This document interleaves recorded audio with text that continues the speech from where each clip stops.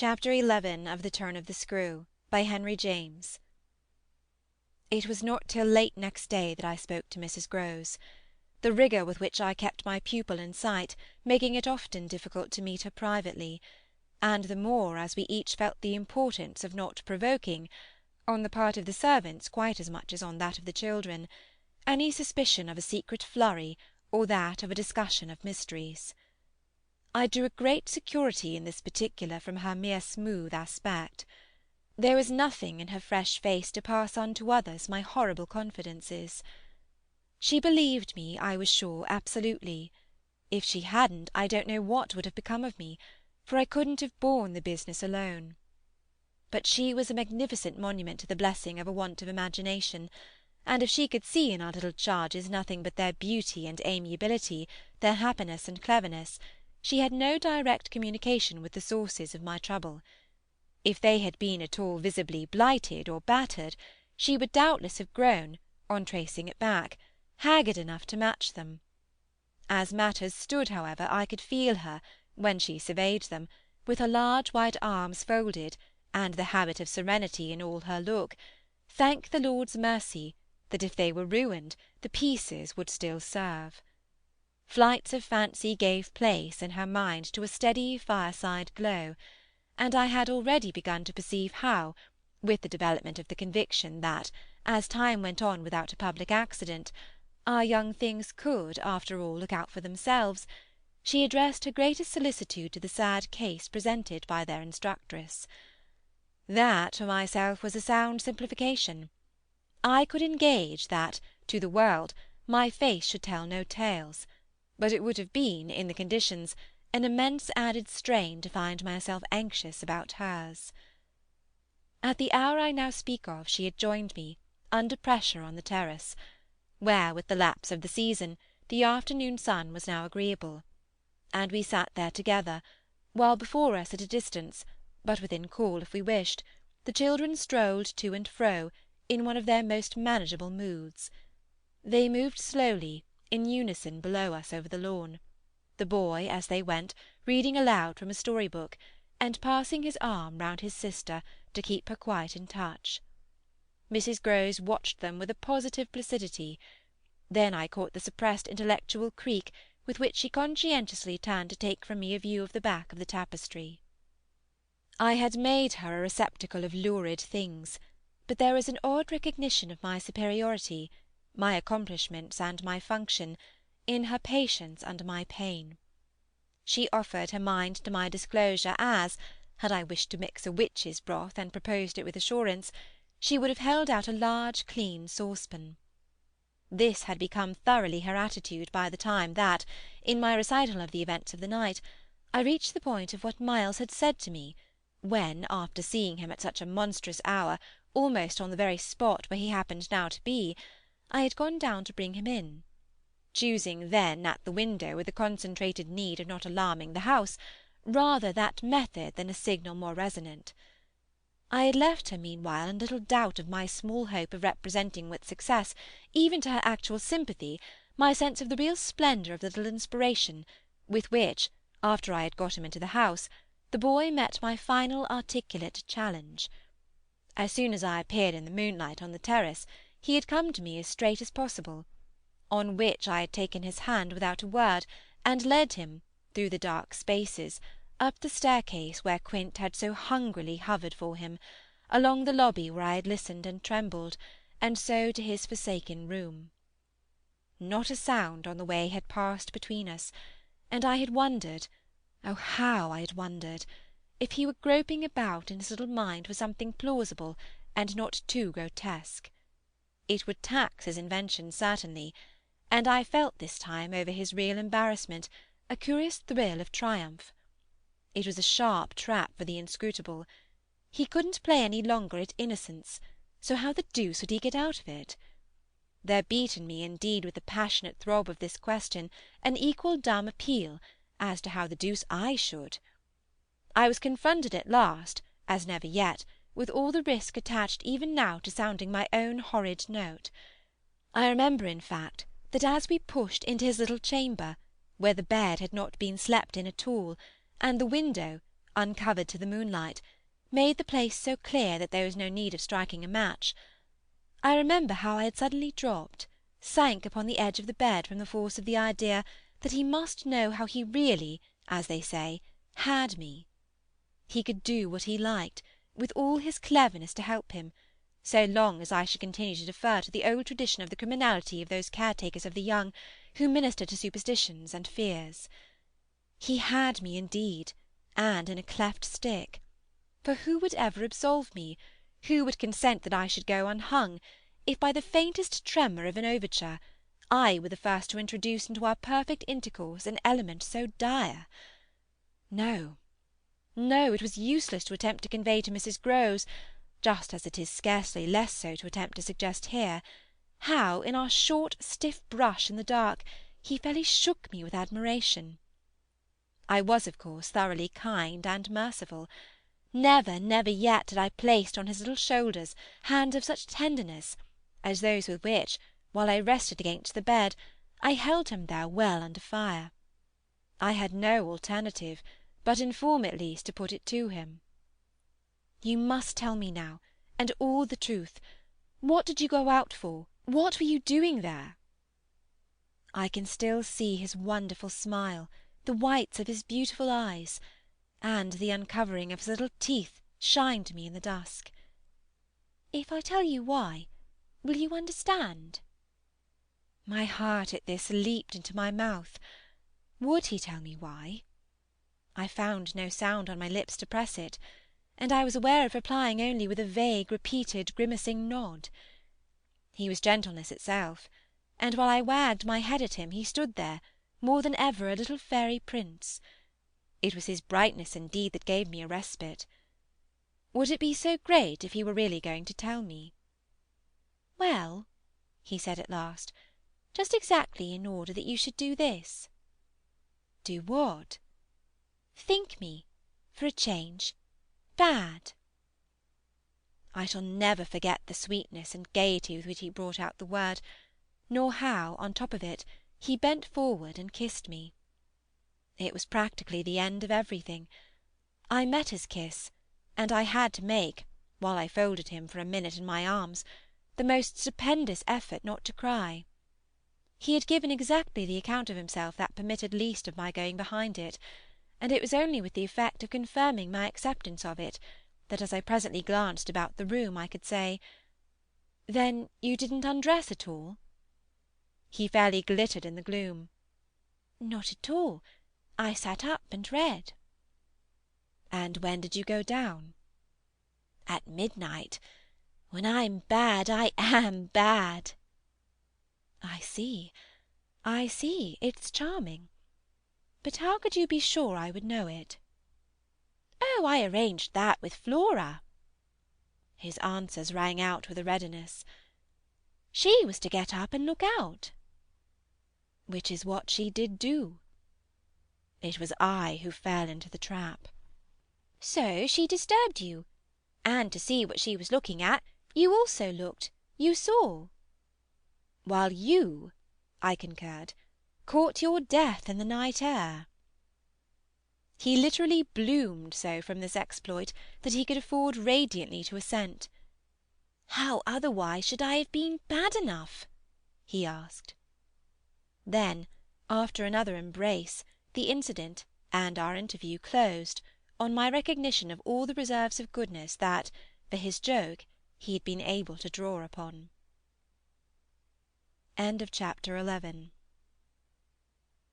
Chapter 12 of The Turn of the Screw.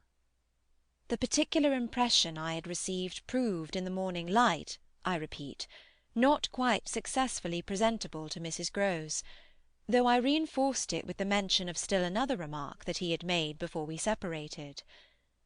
"It all lies in half a dozen words," I said to her, "words that really settle the matter. Think, you know, what I might do. He threw that off to me to show how good he is. He knows down to the ground what he might do. That's what he gave them a taste of at school." "Lord, you do change!" cried my friend. "I don't change. I simply make it out. The four, depend upon it, perpetually meet. If on either of these last nights you had been with either child, you would clearly have understood. The more I've watched and waited, the more I've felt that if there were nothing else to make it sure, it would be made so by the systematic silence of each. Never by a slip of the tongue have they so much as alluded to either of their old friends, any more than Miles has alluded to his expulsion. Oh yes, we may sit here and look at them, and they may show off to us there to our fill. But even while they pretend to be lost in their fairy tales, they're steeped in their vision of the dead restored. He's not reading to her, I declared. They're talking of them. They're talking horrors. I go on, I know, as if I were crazy, and it's a wonder I'm not. What I've seen would have made you so, but it has only made me more lucid, made me get hold of still other things. My lucidity must have seemed awful, but the charming creatures who were victims of it, passing and repassing in their interlocked sweetness, gave my colleague something to hold on by, and I felt how tight she held as, without stirring in the breath of my passion, she covered them still with her eyes. "Of what other things have you got hold?" "Why, of the very things that have delighted, fascinated, and yet at bottom, as I now so strangely see, mystified and troubled me. They're more than earthly beauty, they're absolutely unnatural goodness. It's a game," I went on. "It's a policy and a fraud." "On the part of little darlings? As yet mere lovely babies, yes, mad as that seems."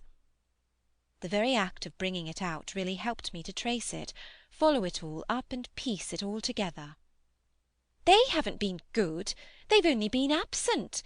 It has been easy to live with them because they're simply leading a life of their own. They're not mine, they're not ours, they're his and they're hers." "Quince, and that woman's?" "Quince and that woman's. They want to get to them." Oh, how at this poor Mrs. Grose appeared to study them! "But for what?" "For the love of all the evil that in those dreadful days the pair put into them. And to ply them with that evil still, to keep up the work of demons, is what brings the others back." "Laws!" said my friend under her breath. The exclamation was homely, but it revealed a real acceptance of my further proof of what, in the bad time, for there had been a worse even than this, must have occurred. There could have been no such justification for me as the plain assent of her experience to whatever depth of depravity I found credible in our brace of scoundrels. It was in obvious submission of memory that she brought out after a moment. "They were rascals, but what can they do now?" she pursued. "Do!" I echoed so loud that Miles and Flora, as they passed at their distance, paused an instant in their walk and looked at us. "Don't they do enough?" I demanded in a lower tone, while the children, having smiled and nodded and kissed hands to us, resumed their exhibition. We were held by it a minute, then I answered. "They can destroy them." At this my companion did turn, but the inquiry she launched was a silent one, the effect of which was to make me more explicit. "They don't know as yet quite how, but they're trying hard. They've seen only across, as it were, and beyond, in strange places and on high places, the tops of towers, the roof of houses, the outside of windows, the further edge of pools. But there's a deep design on either side to shorten the distance and overcome the obstacle, and the success of the tempters is only a question of time. They've only to keep to their suggestions of danger." "For the children to come?" "And perish in the attempt." Mrs. Grose slowly got up, and I scrupulously added, "Unless, of course, we can prevent." Standing there before me while I kept my seat, she visibly turned things over. "Their uncle must do the preventing. He must take them away." "And who's to make him?" She had been scanning the distance, but she now dropped on me a foolish face. "You, miss." "By writing to him that his house is poisoned, and his little nephew and niece mad?" "But if they are, miss?" And if I am myself, you mean, that's charming news to be sent him by a governess whose prime undertaking was to give him no worry. Mrs. Grose considered, following the children again. Yes, he do hate worry. That was the great reason. Why those fiends took him in so long. No doubt, though his indifference must have been awful. As I'm not a fiend, at any rate, I shouldn't take him in. My companion, after an instant, and for all answer, sat down again and grasped my arm. Make him, at any rate, come to you. I stared. To me? I had a sudden fear of what she might do. Him? He ought to be here. He ought to help.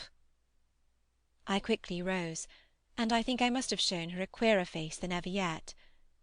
You see me asking him for a visit? No, with her eyes on my face she evidently couldn't.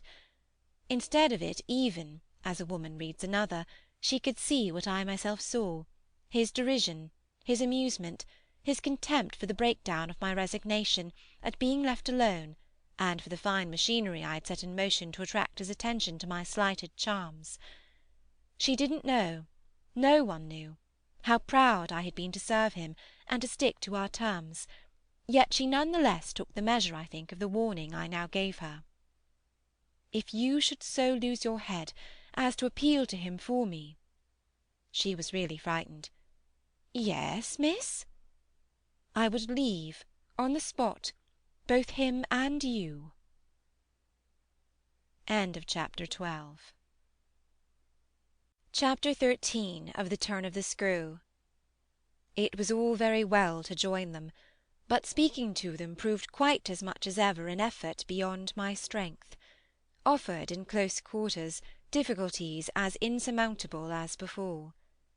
This situation continued a month, and with new aggravations and particular notes, the note above all sharper and sharper of the small ironic consciousness on the part of my pupils. It was not, I am as sure to-day as I was sure then, my mere infernal imagination. It was absolutely traceable that they were aware of my predicament, and that this strange relation made, in a manner, for a long time, the air in which we moved.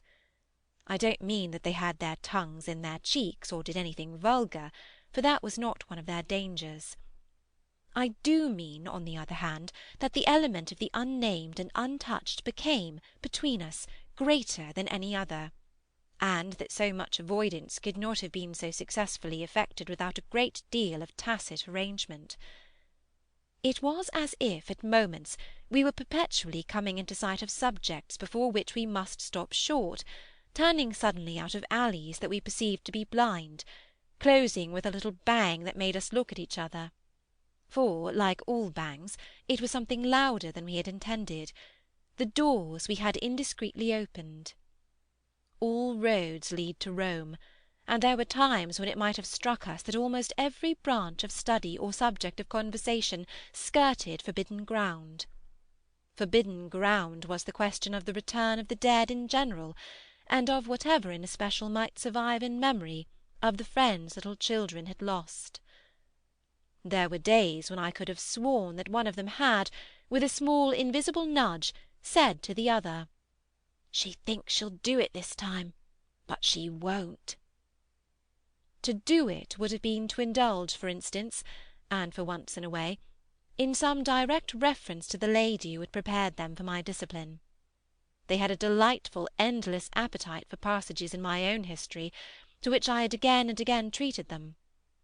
They were in possession of everything that had ever happened to me, had with every circumstance the story of my smallest adventures, and those of my brothers and sisters, and of the cat and the dog at home, as well as many particulars of the eccentric nature of my father, of the furniture and arrangement of our house, and of the conversation of the old women of our village.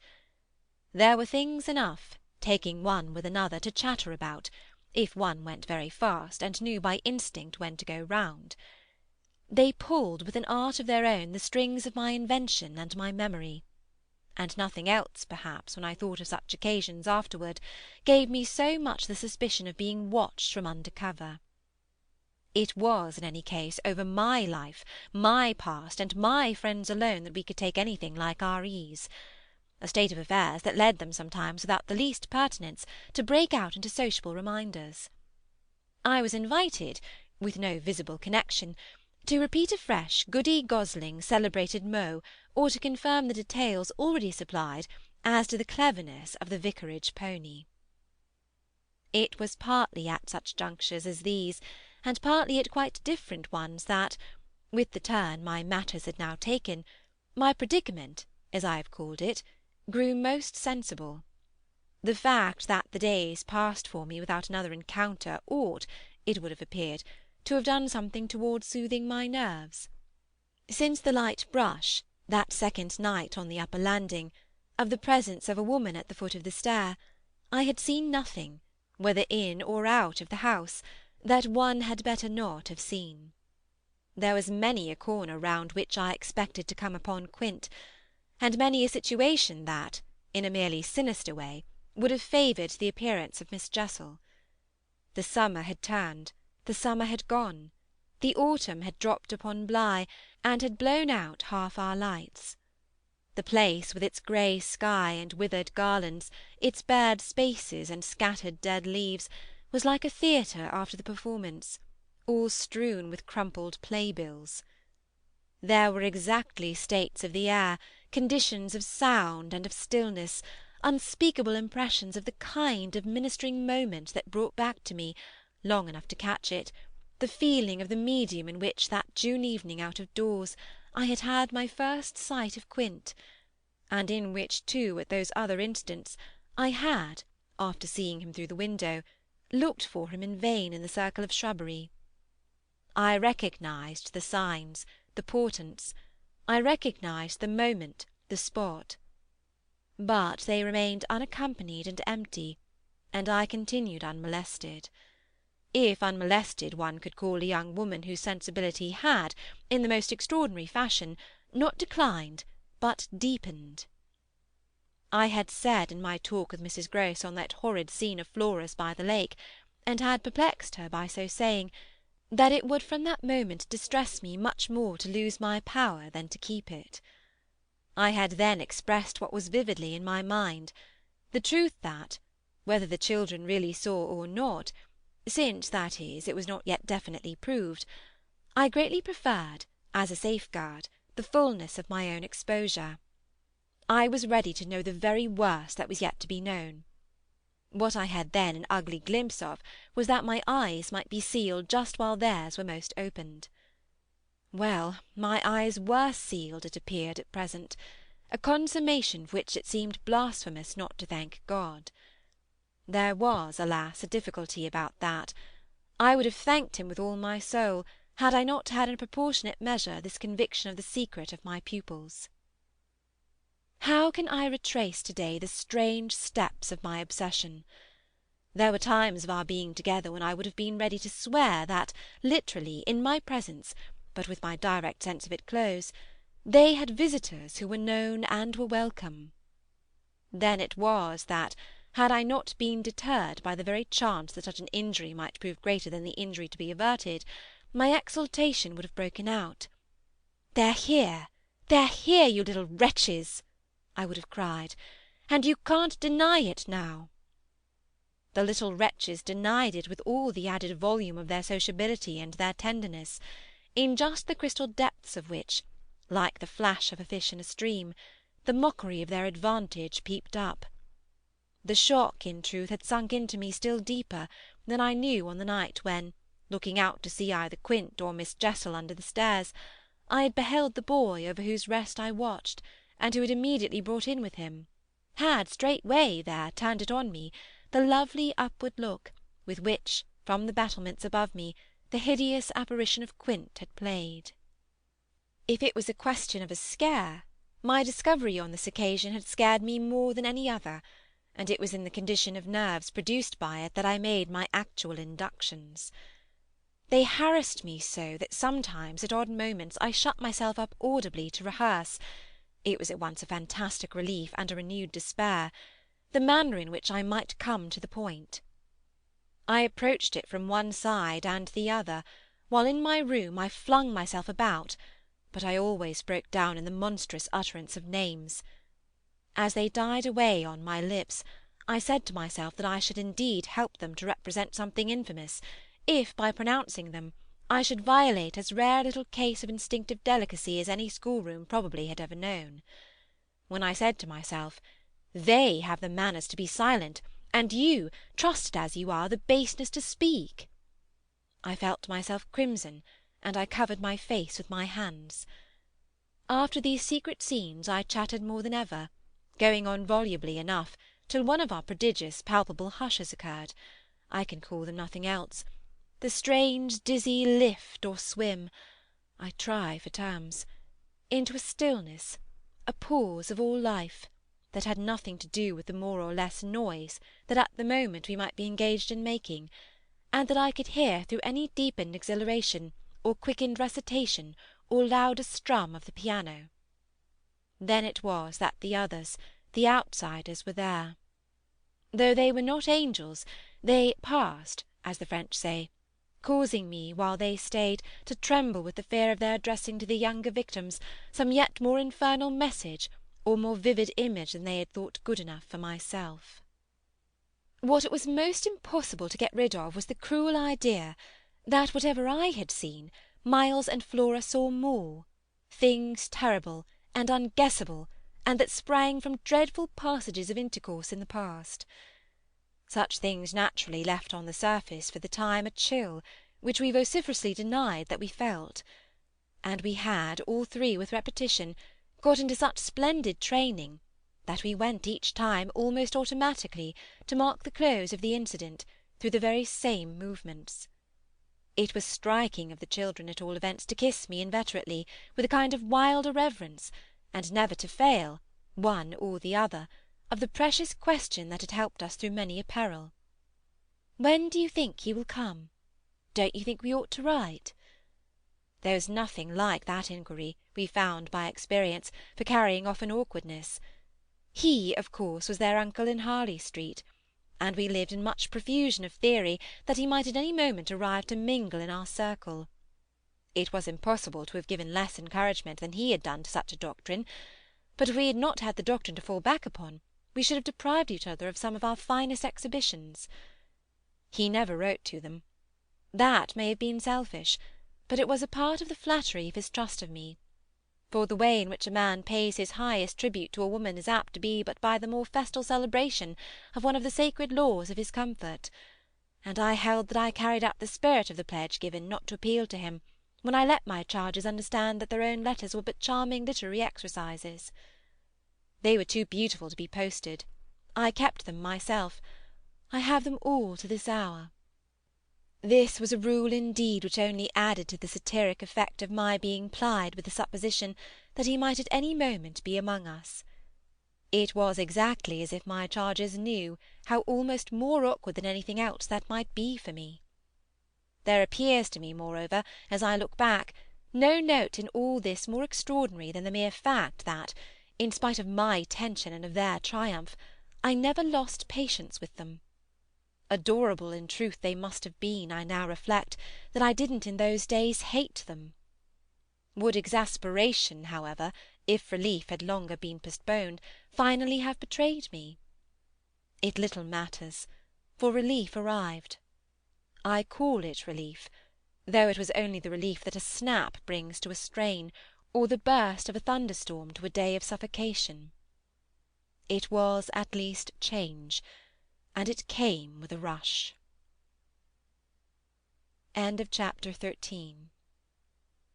Chapter 14 of The Turn of the Screw. Walking to church a certain Sunday morning, I had little Miles at my side and his sister, in advance of us and at Mrs. Grose's, well in sight. It was a crisp, clear day, the first of its order for some time. The night had brought a touch of frost, and the autumn air, bright and sharp, made the church bells almost gay. It was an odd accident of thought that I should have happened at such a moment to be particularly, and very gratefully, struck with the obedience of my little charges. Why did they never resent my inexorable, my perpetual society? Something or other had brought nearer home to me that I had all but pinned the boy to my shawl, and that in the way our companions were marshalled before me, I might have appeared to provide against some danger of rebellion. I was like a jailor with an eye to possible surprises and escapes. But all this belonged, I mean their magnificent little surrender, just to the special array of the facts that were most abysmal. Turned out for Sunday by his uncle's tailor, who had a free hand and a notion of pretty waistcoats and of his grand little air, Miles's whole title to independence, the rights of his sex and situation, were so stamped upon him that if he had suddenly struck for freedom, I should have had nothing to say. I was, by the strangest of chances, wondering how I should meet him, when the revolution unmistakably occurred. I call it a revolution because I now see how, with the word he spoke, the curtain rose on the last act of my dreadful drama, and the catastrophe was precipitated. "Look here, my dear, you know," he charmingly said, "when in the world, please, am I going back to school?" Transcribed here, the speech sounds harmless enough, particularly as uttered in the sweet, high, casual pipe with which at all interlocutors, but above all at his eternal governess, he threw off intonations as if he were tossing roses. There was something in them that always made one catch, and I caught at any rate now so effectually that I stopped as short as if one of the trees of the park had fallen across the road. There was something new on the spot between us, and he was perfectly aware that I recognised it, though to enable me to do so he had no need to look a whit less candid and charming than usual. I could feel in him how he already, from my at first finding nothing to reply, perceived the advantage he had gained. I was so slow to find anything that he had plenty of time, after a minute, to continue with his suggestive but inconclusive smile. "You know, my dear, that for a fellow to be with a lady always—" His "my dear" was constantly on his lips for me, and nothing could have expressed more the exact shade of the sentiment with which I desired to inspire my pupils than its fond familiarity. It was so respectfully easy. But oh, how I felt that at present I must pick my own phrases! I remember that to gain time I tried to laugh, and I seemed to see in the beautiful face with which he watched me how queer and ugly I looked. "And always with the same lady?" I returned. He neither blanched nor winked. The whole thing was virtually out between us. "Oh, of course, she's a jolly perfect lady, but after all I'm a fellow, don't you see? That's, well, getting on." I lingered there with him an instant ever so kindly. "Yes, you're getting on." Oh, but I felt helpless. I have kept to this day the heart-breaking little idea of how he seemed to know that, and to play with it. "And you can't say I've not been awfully good, can you?" I laid my hand on his shoulder, for though I felt how much better it would have been to walk on, I was not yet quite able. "No, I can't say that, Miles." "Except just that one night, you know." "That one night?" I couldn't look as straight as he. "Why, when I went out of the house." "Oh yes, but I forget what you did it for." "You forget?" He spoke with the sweet extravagance of childish reproach. "Why, it was to show you I could." "Oh yes, you could." "And I can again." I felt that I might perhaps, after all, succeed in keeping my wits about me. "Certainly, but you won't." "No, not that again. It was nothing." "It was nothing," I said, "but we must go on." He resumed our walk with me, passing his hand into my arm. "Then when am I going back?" I wore, in turning it over, my most responsible air. "Were you very happy at school?" He just considered. "Oh, I'm happy enough anywhere." "Well, then," I quavered, "if you're just as happy here—" "Ah, but that isn't everything. Of course, you know a lot." But you hint that you know almost as much, I risked as he paused. Not half I want to, Miles honestly professed. But it isn't so much that. What is it then? Well, I want to see more life. I see. I see. We had arrived within sight of the church, and of various persons, including several of the household of Bligh, on their way to it and clustered about the door to see us go in. I quickened our step. I wanted to get there before the question between us opened up much further. I reflected hungrily that, for more than an hour, he would have to be silent, and I thought with envy of the comparative dusk of the pew, and of the almost spiritual help of the hassock on which I might bend my knees. I seemed literally to be running a race with some confusion to which he was about to reduce me, but I felt that he had got in first when, before we had even entered the churchyard, he threw out, "I want my own sort." It literally made me bound forward. "There are not many of your own sort, Miles," I laughed, "unless perhaps dear little Flora." "You really compare me to a baby girl?" This found me singularly weak. "Don't you then love our sweet little Flora?" "If I didn't, and you too, if I didn't," he repeated, as if retreating for a jump, yet leaving his thought so unfinished that after we had come into the gate, another stop, which he imposed on me by the pressure of his arm, had become inevitable. Mrs. Grose and Flora had passed into the church, and other worshippers had followed, and we were for the minute alone among the old thick graves. We had paused on the path from the gate by a low oblong table-like tomb. "Yes, if you didn't." He looked while I waited at the graves. "Well, you know what." But he didn't move, and he presently produced something that made me drop straight down on the stone slab, as if suddenly to rest. "Does my uncle know what you think?" I markedly rested. "How do you know what I think?" "Oh, well, of course I don't, for it strikes me you never tell me. But I mean, does he know?" "Know what, Miles?" "Why, the way I'm going on." I perceived quickly enough that I could make to his inquiry no answer that would not involve something of a sacrifice of my employer. Yet it appeared to me that we were all, at Bligh, sufficiently sacrificed to make that venial. "I don't think your uncle much cares." Miles, on this, stood looking at me. "Then you don't think he can be made to?" "In what way?" "Why, by his coming down." "But who will get him to come down?" "I will," the boy said, with extraordinary brightness and emphasis. He gave me another look charged with that expression, and then marched off alone into church. End of Chapter 14. Chapter 15 of The Turn of the Screw. The business was practically settled from the moment I never followed him. It was a pitiful surrender to agitation, but my being aware of this had somehow no power to restore me. I only sat there on my tomb, and read into what my little friend had said to me the fulness of its meaning. By the time I had grasped the whole of which I had also embraced, for absence, the pretext that I was ashamed to offer my pupils and the rest of the congregation such an example of delay. What I said to myself above all was that Miles had got something out of me, and that the proof of it for him would be just this awkward collapse.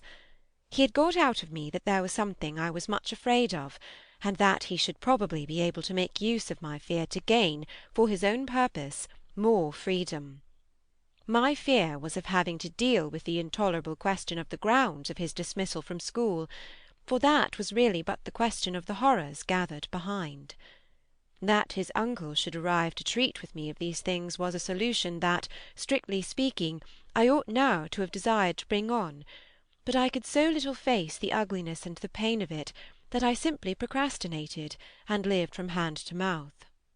The boy, to my deep discomposure, was immensely in the right, was in a position to say to me, "Either you clear up with my guardian the mystery of this interruption of my studies, or, You cease to expect me to lead with you a life that's so unnatural for a boy."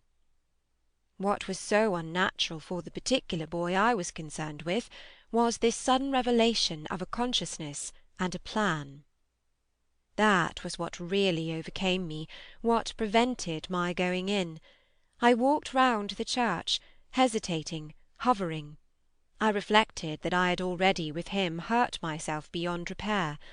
Therefore I could patch up nothing, and it was too extreme an effort to squeeze beside him into the pew. He would be so much more sure than ever to pass his arm into mine, and make me sit there for an hour in close, silent contact with his commentary on our talk. For the first minute since his arrival I wanted to get away from him. As I paused beneath the high east window and listened to the sounds of worship, I was taken with an impulse that might master me, I felt, completely, should I give it the least encouragement. I might easily put an end to my predicament by getting away altogether. Here was my chance. There was no one to stop me. I could give the whole thing up, turn my back, and retreat. It was only a question of hurrying again, for a few preparations, to the house, which the attendance at church of so many of the servants would practically have left unoccupied. No one, in short, could blame me if I should just drive desperately off. What was it to get away, if I got away only till dinner? That would be in a couple of hours, at the end of which, I had the acute prevision, my little pupils would play at innocent wonder about my non-appearance in their train. "What did you do, you naughty bad thing? Why in the world to worry us so? And take our thoughts off too, don't you know? Did you desert us at the very door?" I couldn't meet such questions, nor, as they asked them, their false little lovely eyes. Yet it was all so exactly what I should have to meet that, as the prospect grew sharp to me, I at last let myself go. I got, so far as the immediate moment was concerned, away. I came straight out of the churchyard, and, thinking hard, retraced my steps through the park. It seemed to me that by the time I reached the house I had made up my mind I would fly. The Sunday stillness both of the approaches and of the interior, in which I met no one, fairly excited me with a sense of opportunity. Were I to get off quickly, this way I should get off without a scene, without a word. My quickness would have to be remarkable, however, and the question of a conveyance was the great one to settle. Tormented in the hall with difficulties and obstacles, I remember sinking down at the foot of the staircase, suddenly collapsing there on the lowest step, and then, with a revulsion, recalling that it was exactly where more than a month before, in the darkness of night, and just so bowed with evil things, I had seen the spectre of the most horrible of women. At this I was able to straighten myself. I went the rest of the way up. I made, in my bewilderment, for the schoolroom, where there were objects belonging to me that I should have to take. But I opened the door to find again, in a flash, my eyes unsealed. In the presence of what I saw, I reeled straight back upon my resistance. Seated at my own table, in clear noonday light, I saw a person whom, without my previous experience, I should at first have taken for some housemaid who might have stayed at home to look after the place, and who, availing herself of rare relief from observation, and of the schoolroom table and my pens, ink, and paper, had applied herself to the considerable effort of a letter to her sweetheart. There was an effort in the way that, while her arms rested on the table, her hands with evident weariness supported her head. But at the moment I took this in, I had already become aware that, in spite of my entrance, her attitude strangely persisted. Then it was, with the very act of its announcing itself, that her identity flared up in a change of posture. She rose, not as if she heard me, but with an indescribable grand melancholy of indifference and detachment, and within a dozen feet of me stood there as my vile predecessor. Dishonoured and tragic, she was all before me. But even as I fixed, and for memory secured it, the awful image passed away. Dark as midnight in her black dress, her haggard beauty, and her unutterable woe, she had looked at me long enough to appear to say that her right to sit at my table was as good as mine to sit at hers. While these instants lasted, indeed, I had the extraordinary chill of feeling that it was I who was the intruder. It was as a wild protest against it that, actually addressing her, "You terrible, miserable woman!" I heard myself break into a sound that, by the open door, rang through the long passage and the empty house. She looked at me as if she heard me, but I had recovered myself and cleared the air. There was nothing in the room the next minute but the sunshine, and a sense that I must stay. Chapter 16 of The Turn of the Screw. I had so perfectly expected that the return of my pupils would be marked by a demonstration, that I was freshly upset at having to take into account that they were dumb about my absence. Instead of gaily denouncing and caressing me, they made no allusion to my having failed them, and I was left for the time, on perceiving that she too said nothing, to study Mrs. Grose's odd face. I did this to such purpose that I made sure they had in some way bribed her to silence, a silence that, however, I would engage to break down on the first private opportunity. This opportunity came before tea. I secured 5 minutes with her in the housekeeper's room, where, in the twilight, amid a smell of lately baked bread, but with the place all swept and garnished, I found her sitting in pained placidity before the fire. So I see her still, so I see her best, facing the flame from her straight chair in the dusky shining room, a large clean image of the put away, of drawers closed and locked, and rest without a remedy. Oh yes, they asked me to say nothing, and to please them, so long as they were there, of course I promised. But what had happened to you? I only went with you for the walk, I said. I had then to come back to meet a friend. She showed her surprise. A friend? You? Oh yes, I have a couple, I laughed. But did the children give you a reason? For not alluding to your leaving us? Yes, they said you would like it better. Do you like it better? My face had made her rueful. No, I like it worse. But after an instant I added, did they say why I should like it better? No, Master Miles only said, we must do nothing but what she likes. I wish indeed he would. And what did Flora say? Oh, Miss Flora was too sweet. She said, oh, of course, and I said the same. I thought a moment. You were too sweet, too, I can hear you all.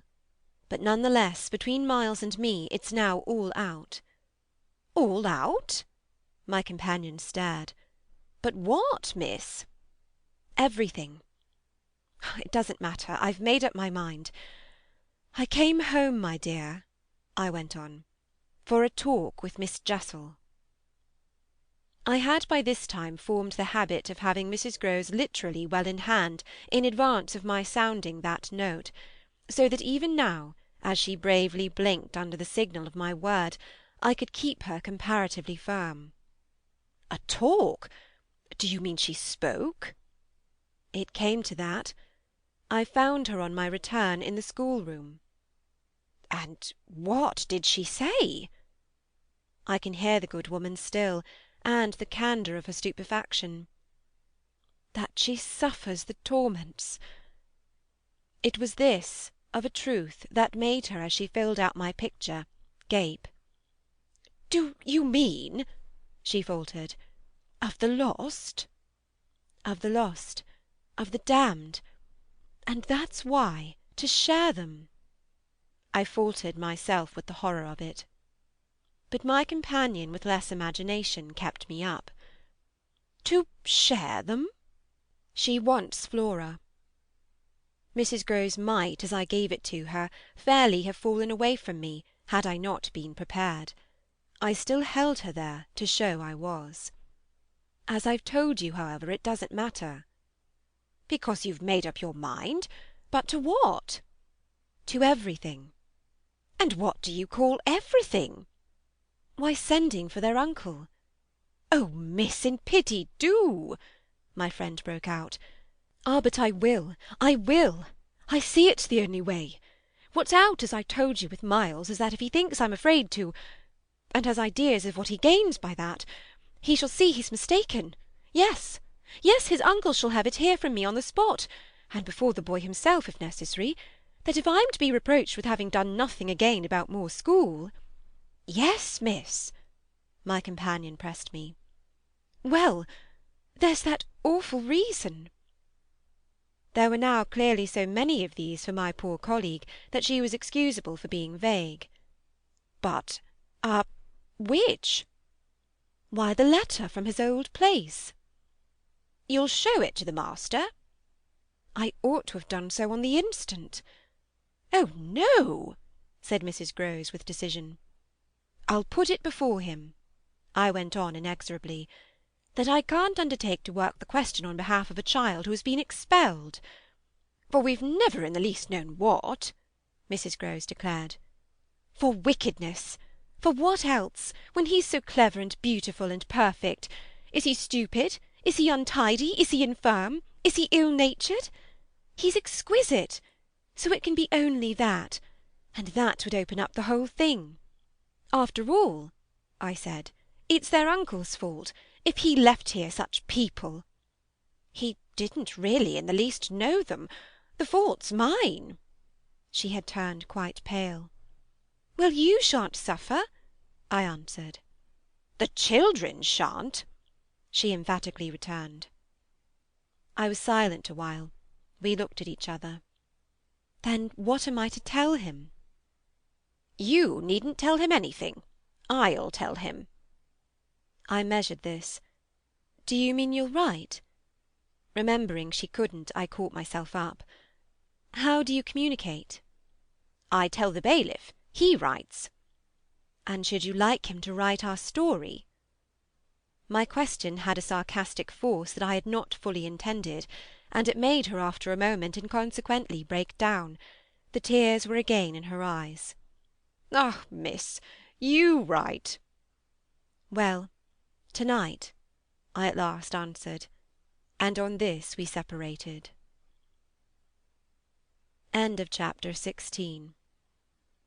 Chapter 17 of The Turn of the Screw. I went so far in the evening as to make a beginning.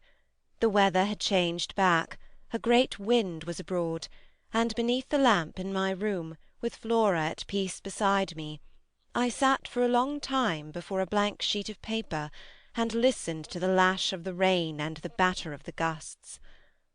Finally I went out, taking a candle. I crossed the passage and listened a moment at Miles's door. What, under my endless obsession, I had been impelled to listen for, was some betrayal of his not being at rest, and I presently caught one, but not in the form I had expected. His voice tinkled out, "I say, you there! Come in!" It was a gaiety in the gloom. I went in with my light, and found him in bed, very wide awake, but very much at his ease. "Well, what are you up to?" he asked, with a grace of sociability, in which it occurred to me that Mrs. Grose, had she been present, might have looked in vain for proof that anything was out. I stood over him with my candle. "How did you know I was there?" "Why, of course I heard you. Did you fancy you made no noise? You're like a troop of cavalry." He beautifully laughed. "Then you weren't asleep?" "Not much. I lie awake and think."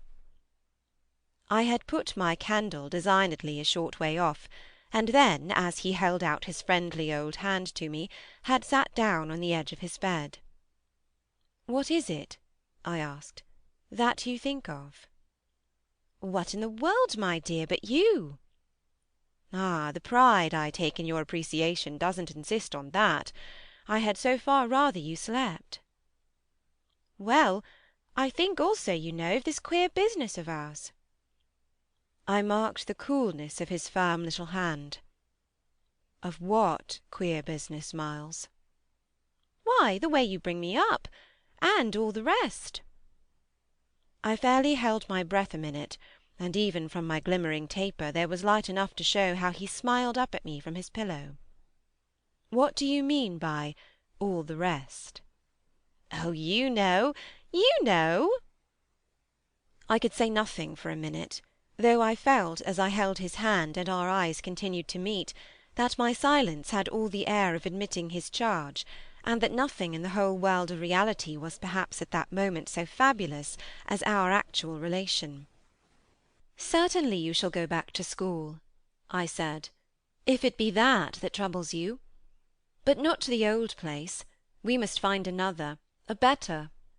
How could I know it did trouble you, this question, when you never told me so, never spoke of it at all?" His clear listening face, framed in its smooth whiteness, made him for the minute as appealing as some wistful patient in a children's hospital.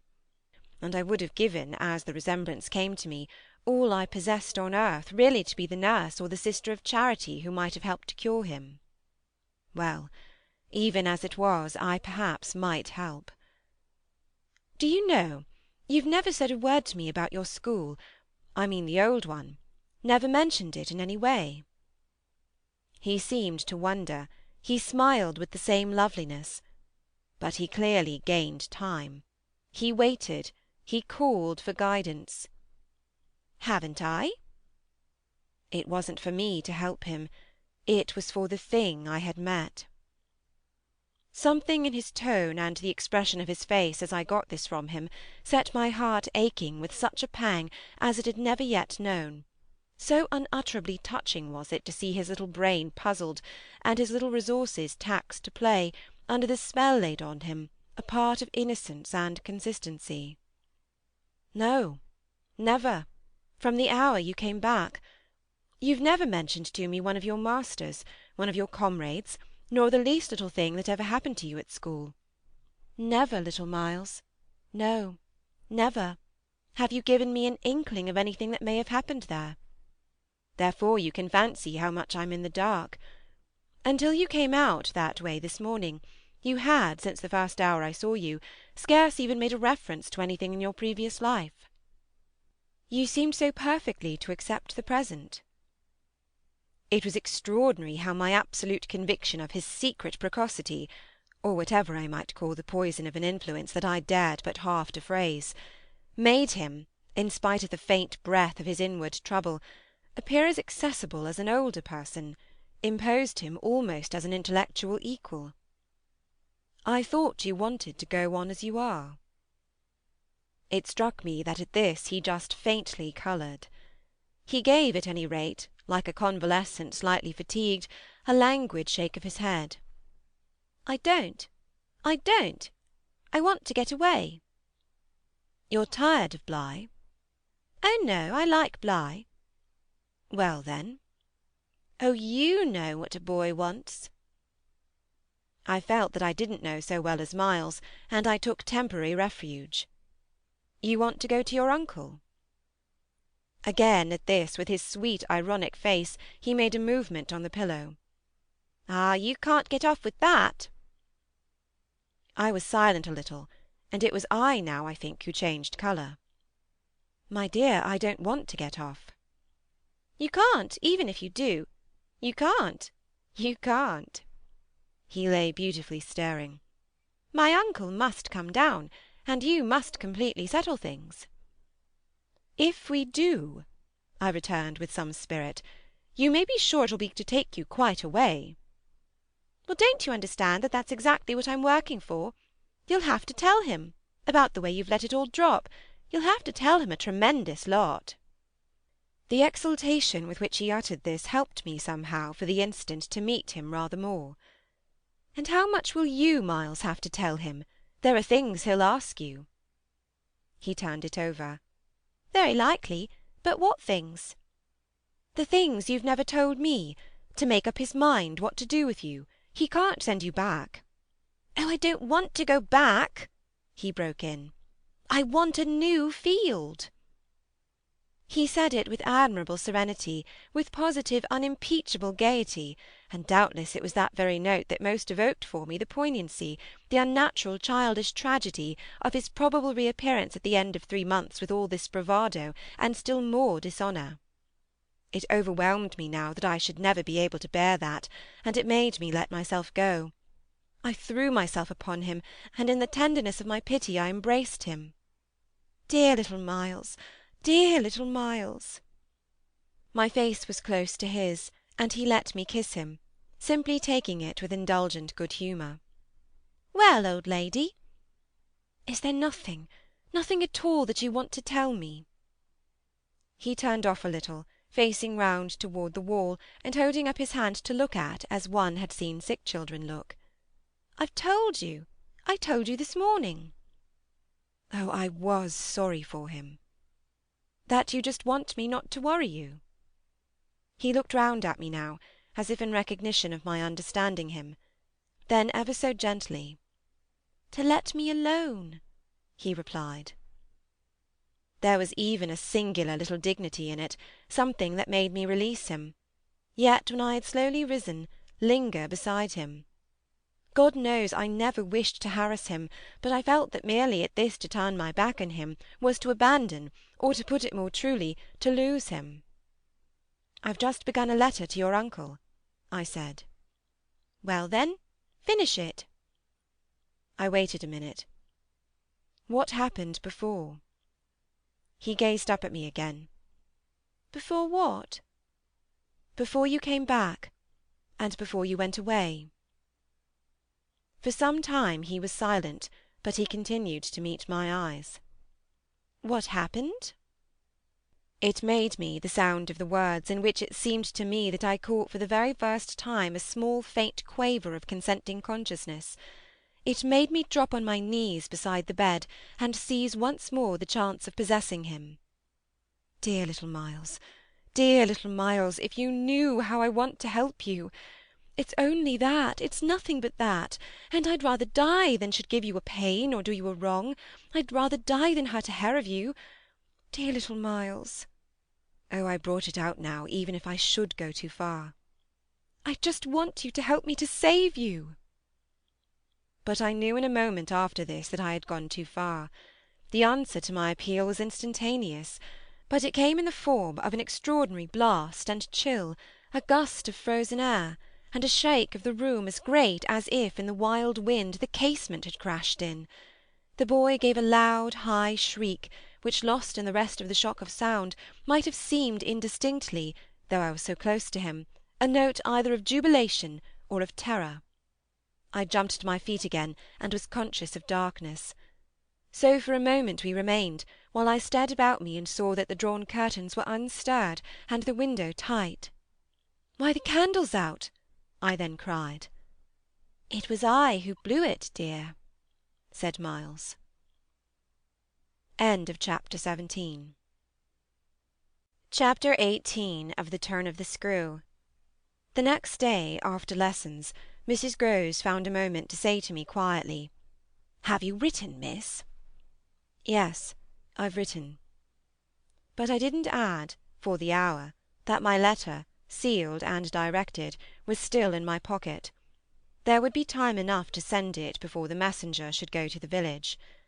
Meanwhile there had been, on the part of my pupils, no more brilliant, more exemplary morning. It was exactly as if they had both had at heart to gloss over any recent little friction. They performed the dizziest feats of arithmetic, soaring quite out of my feeble range, and perpetrated, in higher spirits than ever, geographical and historical jokes. It was conspicuous, of course, in Miles in particular, that he appeared to wish to show how easily he could let me down. This child, to my memory, really lives in a setting of beauty and misery that no words can translate. There was a distinction all his own in every impulse he revealed. Never was a small natural creature, to the uninitiated eye all frankness and freedom, a more ingenious, a more extraordinary little gentleman. I had perpetually to guard against the wonder of contemplation into which my initiated view betrayed me, to check the irrelevant gaze and discouraged sigh in which I constantly both attacked and renounced the enigma of what such a little gentleman could have done that deserved a penalty. Say that by the dark prodigy I knew, the imagination of all evil had been opened up to him. All the justice within me ached for the proof that it could ever have flowered into an act. He had never at any rate been such a little gentleman as when, after our early dinner on this dreadful day, he came round to me and asked if I shouldn't like him, for half an hour, to play to me. David playing to Saul could never have shown a finer sense of the occasion. It was literally a charming exhibition of tact, of magnanimity, and quite tantamount to his saying outright, "The true knights we love to read about never push an advantage too far. I know what you mean now. You mean that, to be let alone yourself and not followed up, you'll cease to worry and spy upon me, won't keep me so close to you, will let me go and come. Well, I come, you see, but I don't go. There'll be plenty of time for that. I do really delight in your society, and I only want to show you that I contended for a principle." It may be imagined whether I resisted this appeal, or failed to accompany him again, hand in hand, to the schoolroom.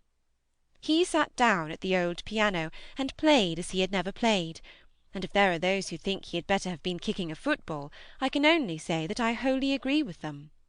For at the end of a time that under his influence I had quite ceased to measure, I started up with a strange sense of having literally slept at my post.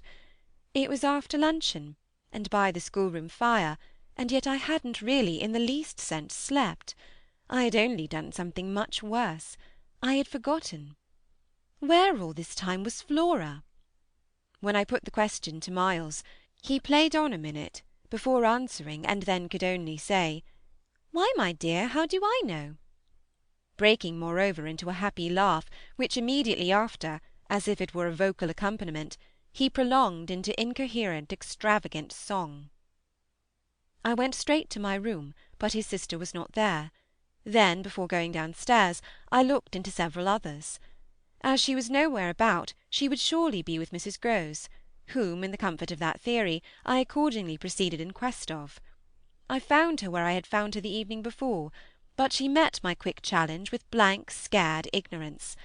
She had only supposed that, after the repast, I had carried off both the children, as to which she was quite in her right, for it was the very first time I had allowed the little girl out of my sight without some special provision.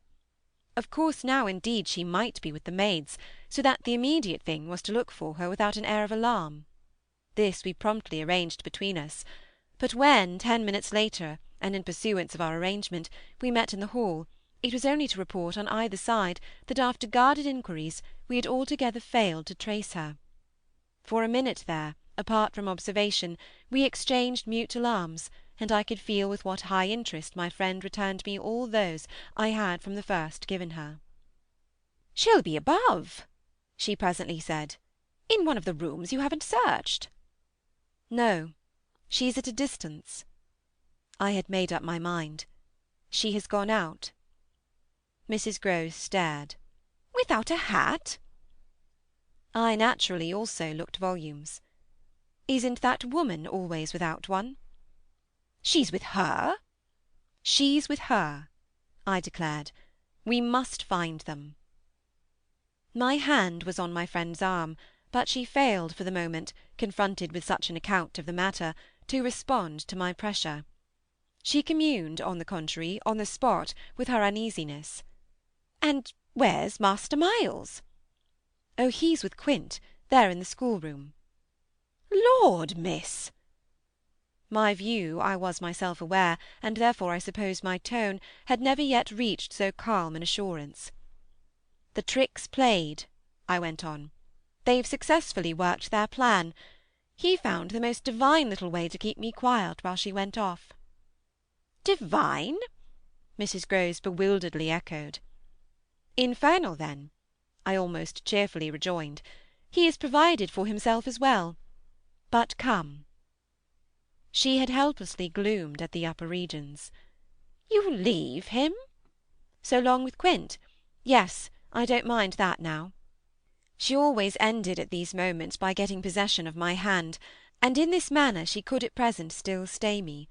But after gasping an instant at my sudden resignation, "Because of your letter?" she eagerly brought out. I quickly, by way of answer, felt for my letter, drew it forth, held it up, and then, freeing myself, went and laid it on the great hall table. "Luke will take it," I said as I came back.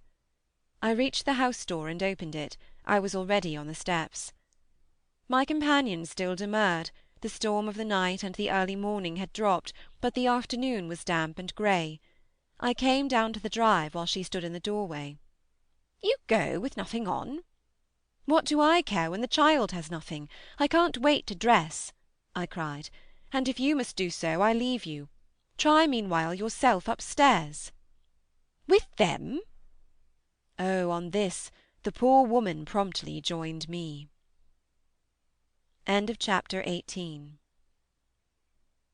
Chapter 19 of The Turn of the Screw.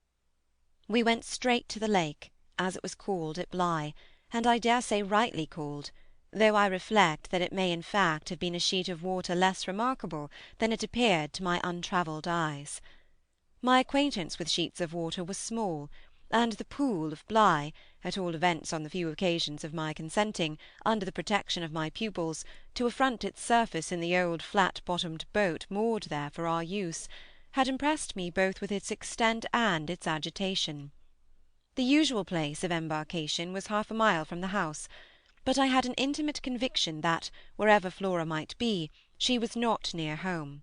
She had not given me the slip for any small adventure, and since the day of the very great one that I had shared with her by the pond, I had been aware, in our walks, of the quarter to which she most inclined.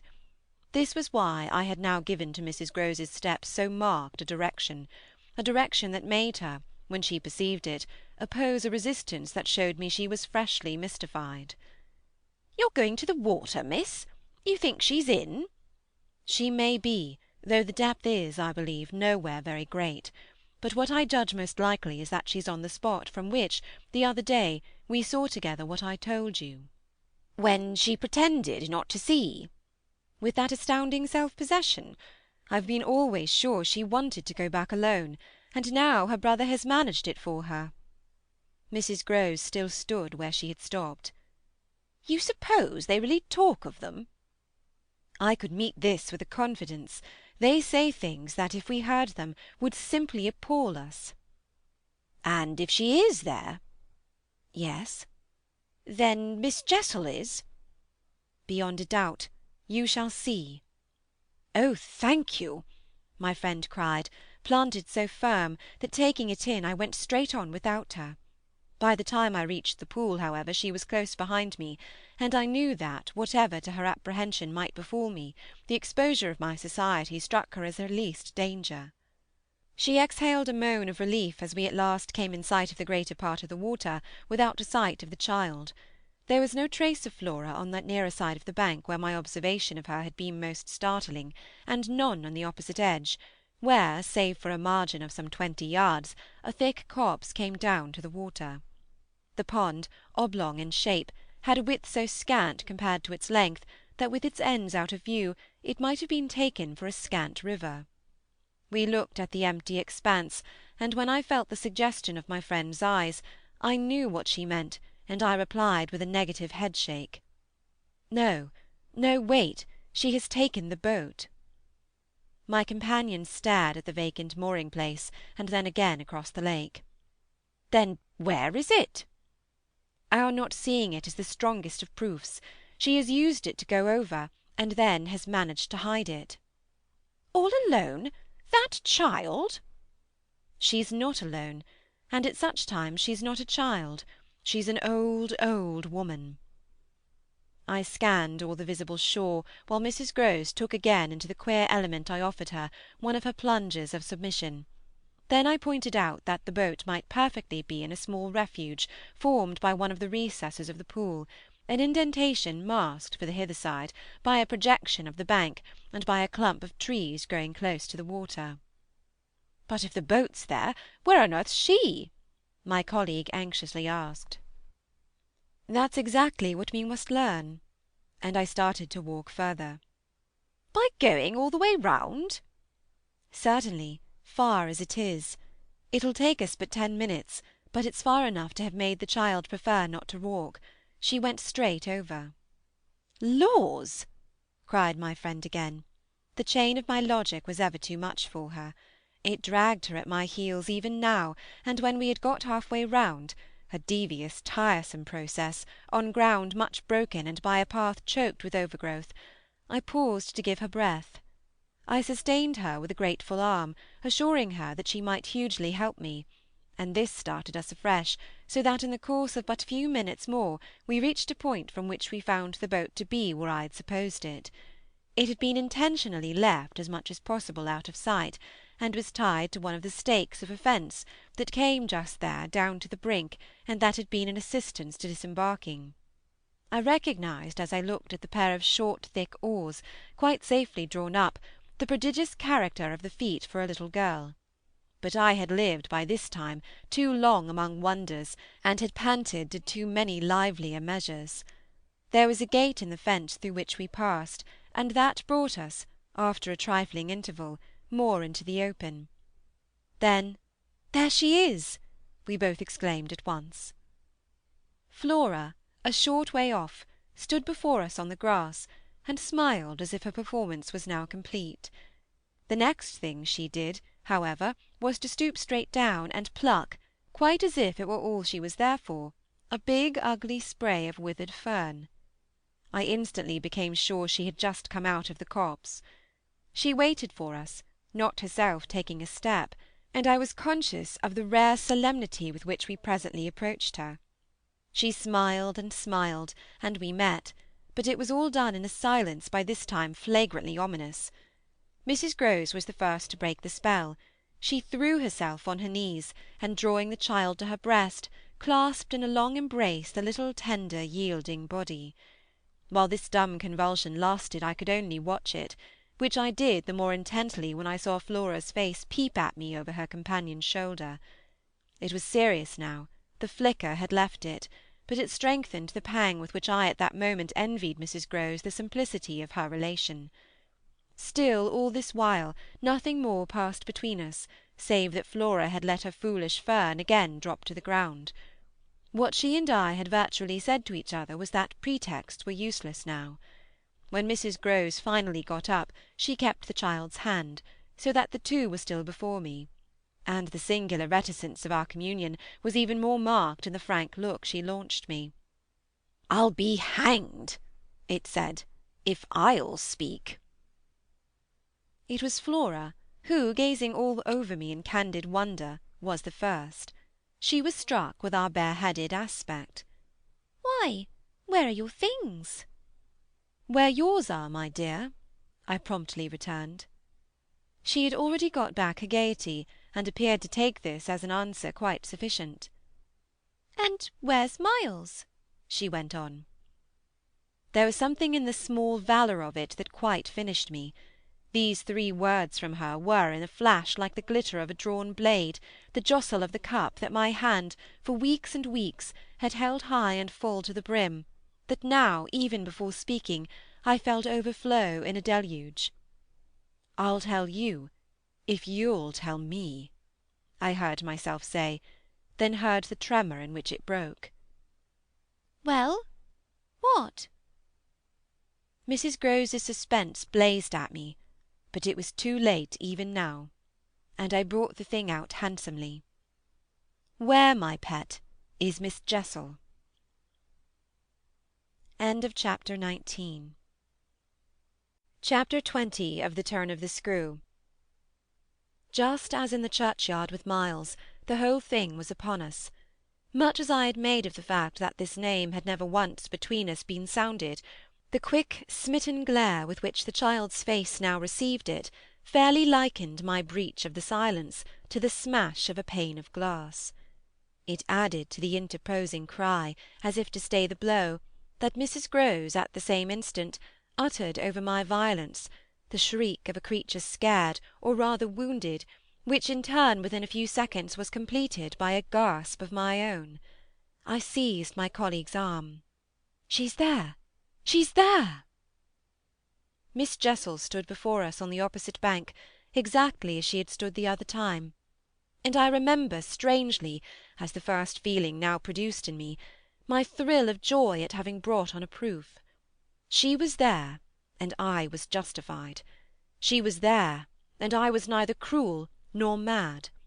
She was there for poor scared Mrs. Grose, but she was there most for Flora, and no moment of my monstrous time was perhaps so extraordinary as that in which I consciously threw out to her, with the sense that, pale and ravenous demon as she was, she would catch and understand it, an inarticulate message of gratitude.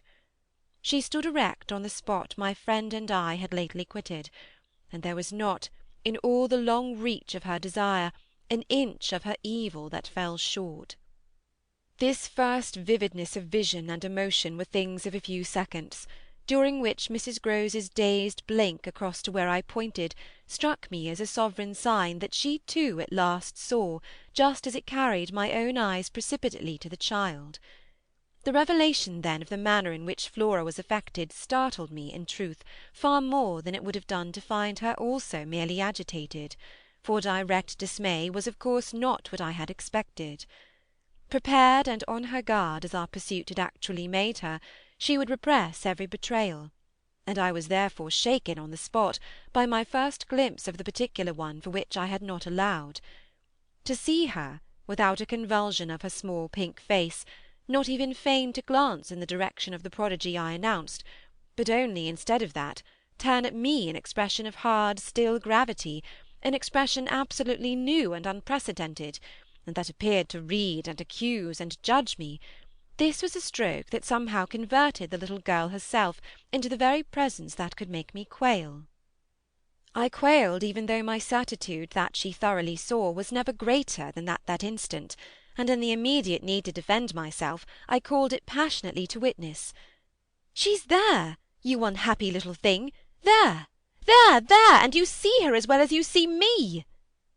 I had said shortly before to Mrs. Grose that she was not at these times a child, but an old, old woman, and that description of her could not have been more strikingly confirmed than in the way in which, for all answer to this, she simply showed me, without a concession, an admission of her eyes, a countenance of deeper and deeper, of indeed suddenly quite fixed reprobation.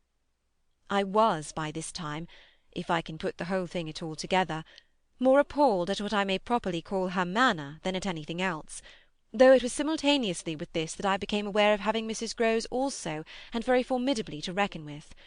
My elder companion, the next moment, at any rate, blotted out everything but her own flushed face, and her loud, shocked protest, a burst of high disapproval. "What a dreadful turn, to be sure, miss! Where on earth do you see anything?" I could only grasp her more quickly yet, for even while she spoke the hideous plain presence stood undimmed and undaunted. It had already lasted a minute, and it lasted while I continued, seizing my colleague, quite thrusting her at it and presenting her to it, to insist with my pointing hand. "You don't see her exactly as we see? You mean to say you don't now? Now? She's as big as a blazing fire. Only look, dearest woman, look!" She looked, even as I did, and gave me, with her deep groan of negation, repulsion, compassion, the mixture with her pity of her relief at her exemption, a sense touching to me even then that she would have backed me up if she could. I might well have needed that, for with this hard blow of the proof that her eyes were hopelessly sealed, I felt my own situation horribly crumble. I felt, I saw, my livid predecessor press from her position on my defeat, and I was conscious, more than all, of what I should have from this instant to deal with in the astounding little attitude of Flora. Into this attitude Mrs. Grose immediately and violently entered, breaking, even while there pierced through my sense of ruin a prodigious private triumph, into breathless reassurance.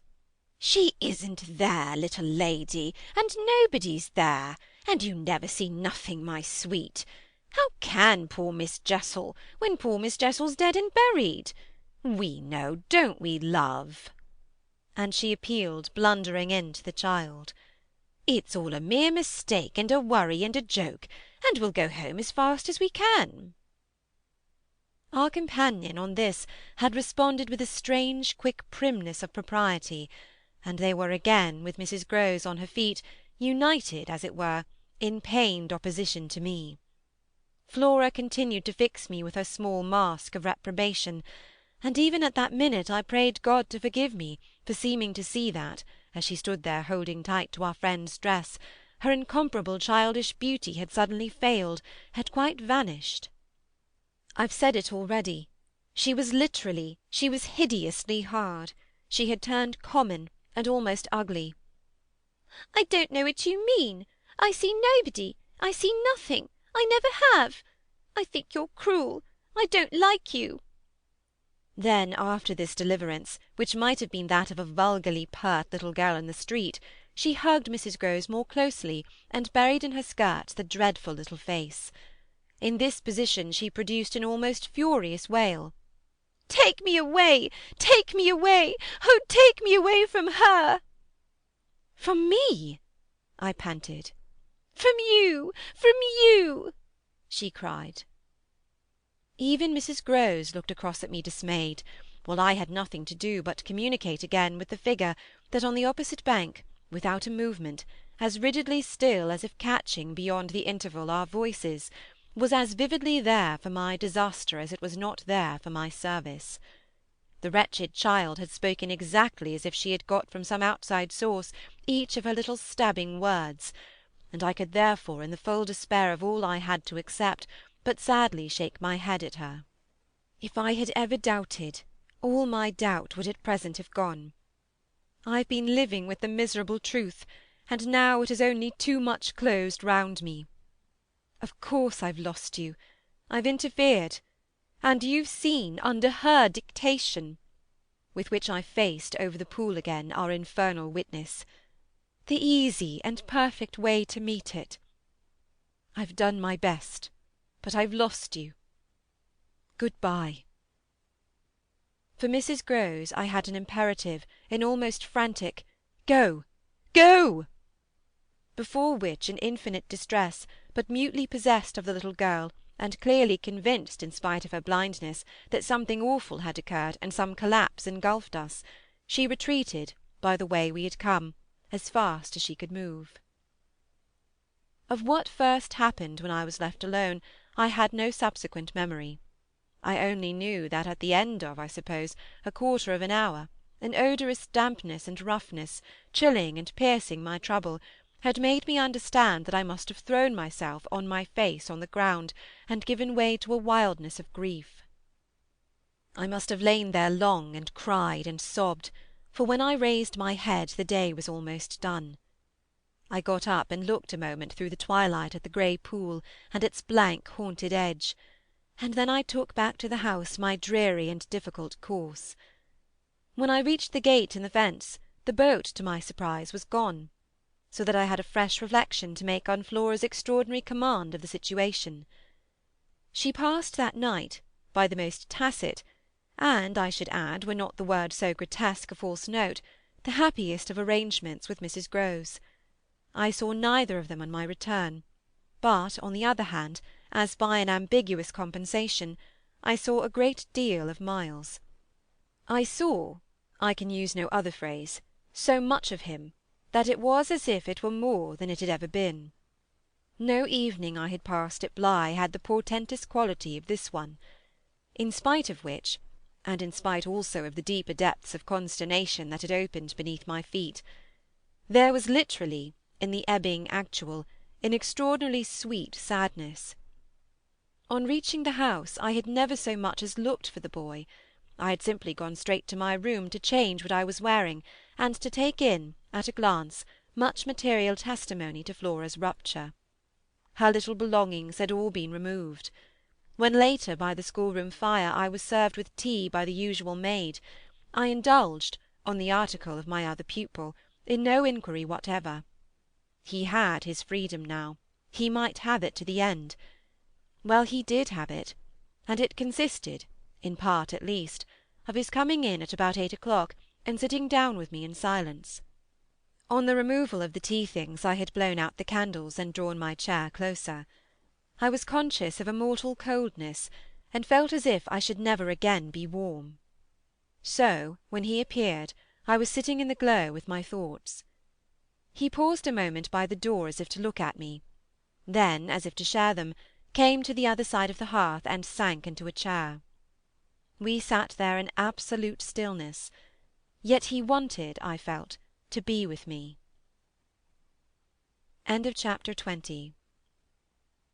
Chapter 21 of The Turn of the Screw. Before a new day in my room had fully broken, my eyes opened to Mrs. Grose, who had come to my bedside with worse news. Flora was so markedly feverish that an illness was perhaps at hand. She had passed a night of extreme unrest, a night agitated above all by fears that had for their subject not in the least her former, but wholly her present governess. It was not against the possible re-entrance of Miss Jessel on the scene that she protested; it was conspicuously and passionately against mine. I was promptly on my feet, of course, and with an immense deal to ask, the more that my friend had discernibly now girded her loins to meet me once more. This I felt as soon as I had put to her the question of her sense of the child's sincerity as against my own. "She persists in denying to you that she saw, or has ever seen anything." My visitor's trouble truly was great. "Ah, miss, it isn't a matter on which I can push her. Yet it isn't either, I must say, as if I much needed to. It has made her, every inch of her, quite old." "Oh, I see her perfectly from here. She resents, for all the world like some high little personage, the imputation on her truthfulness, and as it were her respectability.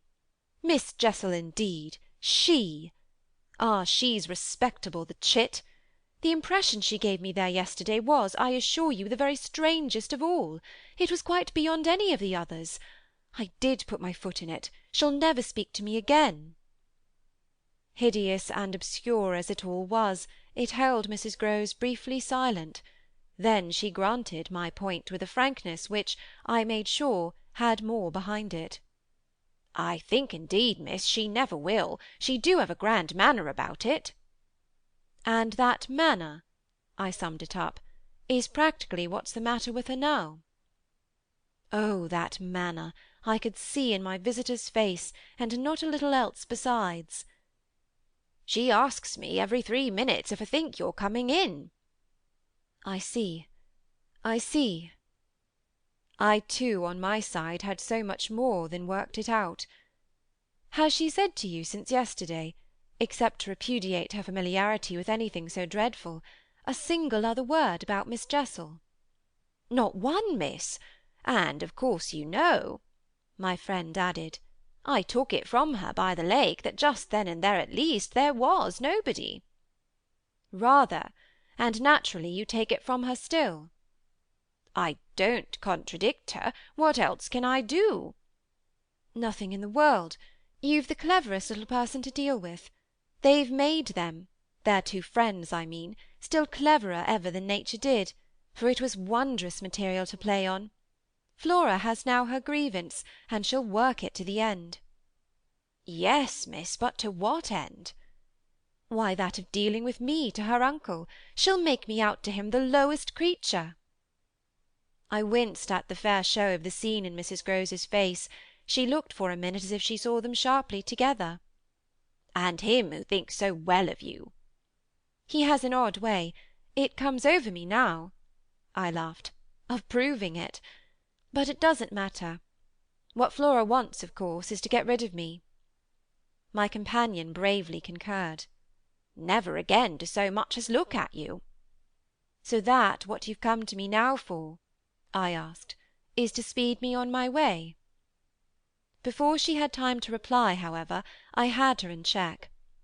"I've a better idea, the result of my reflections. My going would seem the right thing, and on Sunday I was terribly near it. Yet that won't do. It's you who must go. You must take Flora." My visitor at this did speculate. "But where in the world?" "Away from here, away from them, away, even most of all now, from me, straight to her uncle." "Only to tell on you?" "No, not only; to leave me, in addition, with my remedy." She was still vague. "And what is your remedy?" "Your loyalty, to begin with, and then Miles's." She looked at me hard. "Do you think he—" "Won't, if he has the chance, turn on me? Yes, I venture still to think it. At all events, I want to try. Get off with his sister as soon as possible, and leave me with him alone." I was amazed myself at the spirit I had still in reserve, and therefore, perhaps, a trifle the more disconcerted at the way in which, in spite of this fine example of it, she hesitated. "There's one thing, of course," I went on. "They mustn't, before she goes, see each other for 3 seconds." Then it came over me that, in spite of Flora's presumable sequestration from the instant of her return from the pool, it might already be too late. "Do you mean," I anxiously asked, "that they have met?" At this she quite flushed. "Ah, miss, I'm not such a fool as that. If I've been obliged to leave her 3 or 4 times, it has been each time with one of the maids, and at present, though she's alone, she's locked in safe. And yet—" There were too many things. "And yet what?" "Well, are you so sure of the little gentleman?" "I'm not sure of anything but you. But I have, since last evening, a new hope. I think he wants to give me an opening. I do believe that, poor little exquisite wretch, he wants to speak. Last evening, in the firelight and the silence, he sat with me for 2 hours, as if it was just coming." Mrs. Grose looked hard through the window, at the grey gathering day. "And did it come?" "No, though I waited and waited, I confess it didn't, and it was without a breach of the silence or so much as a faint allusion to his sister's condition and absence that we at last kissed for good night. All the same," I continued, "I can't, if her uncle sees her, consent to his seeing her brother without my having given the boy, and most of all because things have got so bad, a little more time." My friend appeared on this ground more reluctant than I could quite understand. "What do you mean by more time?" "Well, a day or 2, really, to bring it all out. He'll then be on my side, of which you see the importance. If nothing comes, I shall only fail, and you will, at the worst, have helped me by doing, on your arrival in town, whatever you may have found possible." So I put it before her, but she continued for a little so inscrutably embarrassed that I came again to her aid. "Unless, indeed," I wound up, "you really want not to go." I could see it in her face at last clear itself. She put out her hand to me as a pledge. "I'll go. I'll go. I'll go this morning." I wanted to be very just. "If you should wish still to wait, I would engage she shouldn't see me." "No, no, it's the place itself. She must leave it." She held me a moment with heavy eyes, then brought out the rest. "Your idea's the right one. I myself, miss—" "Well?" "I can't stay." The look she gave me with it made me jump at possibilities. "You mean that since yesterday you have seen—" She shook her head with dignity. "I've heard." "Heard?" "From that child. Horrors! There!" She sighed with tragic relief. "On my honour, miss, she says things." But at this evocation she broke down. She dropped with a sudden sob upon my sofa, and, as I had seen her do before, gave way to all the grief of it. It was in quite another manner that I, for my part, let myself go. "Oh, thank God!" She sprang up again at this, drying her eyes with a groan. "Thank God!" "It so justifies me." "It does that, miss." I couldn't have desired more emphasis, but I just hesitated. "She's so horrible." I saw my colleague scarce knew how to put it. "Really shocking." "And about me?" "About you, miss, since you must have it. It's beyond everything for a young lady, and I can't think wherever she must have picked up—" "The appalling language she applied to me? I can, then!" I broke in with a laugh that was doubtless significant enough. It only, in truth, left my friend still more grave. "Well, perhaps I ought to, since I've heard some of it before. Yet I can't bear it," the poor woman went on, while with the same movement she glanced on my dressing-table at the face of my watch. "But I must go back." I kept her, however. "Ah, if you can't bear it—" "How can I stop with her, you mean? Why, just for that, to get her away. Far from this," she pursued. "Far from them." She may be different. She may be free. I seized her almost with joy.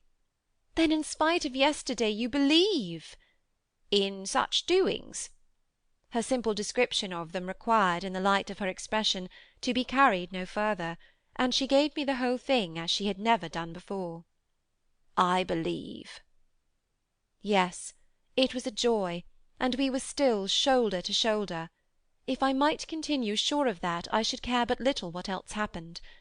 My support in the presence of disaster would be the same as it had been in my early need of confidence, and if my friend would answer for my honesty, I would answer for all the rest.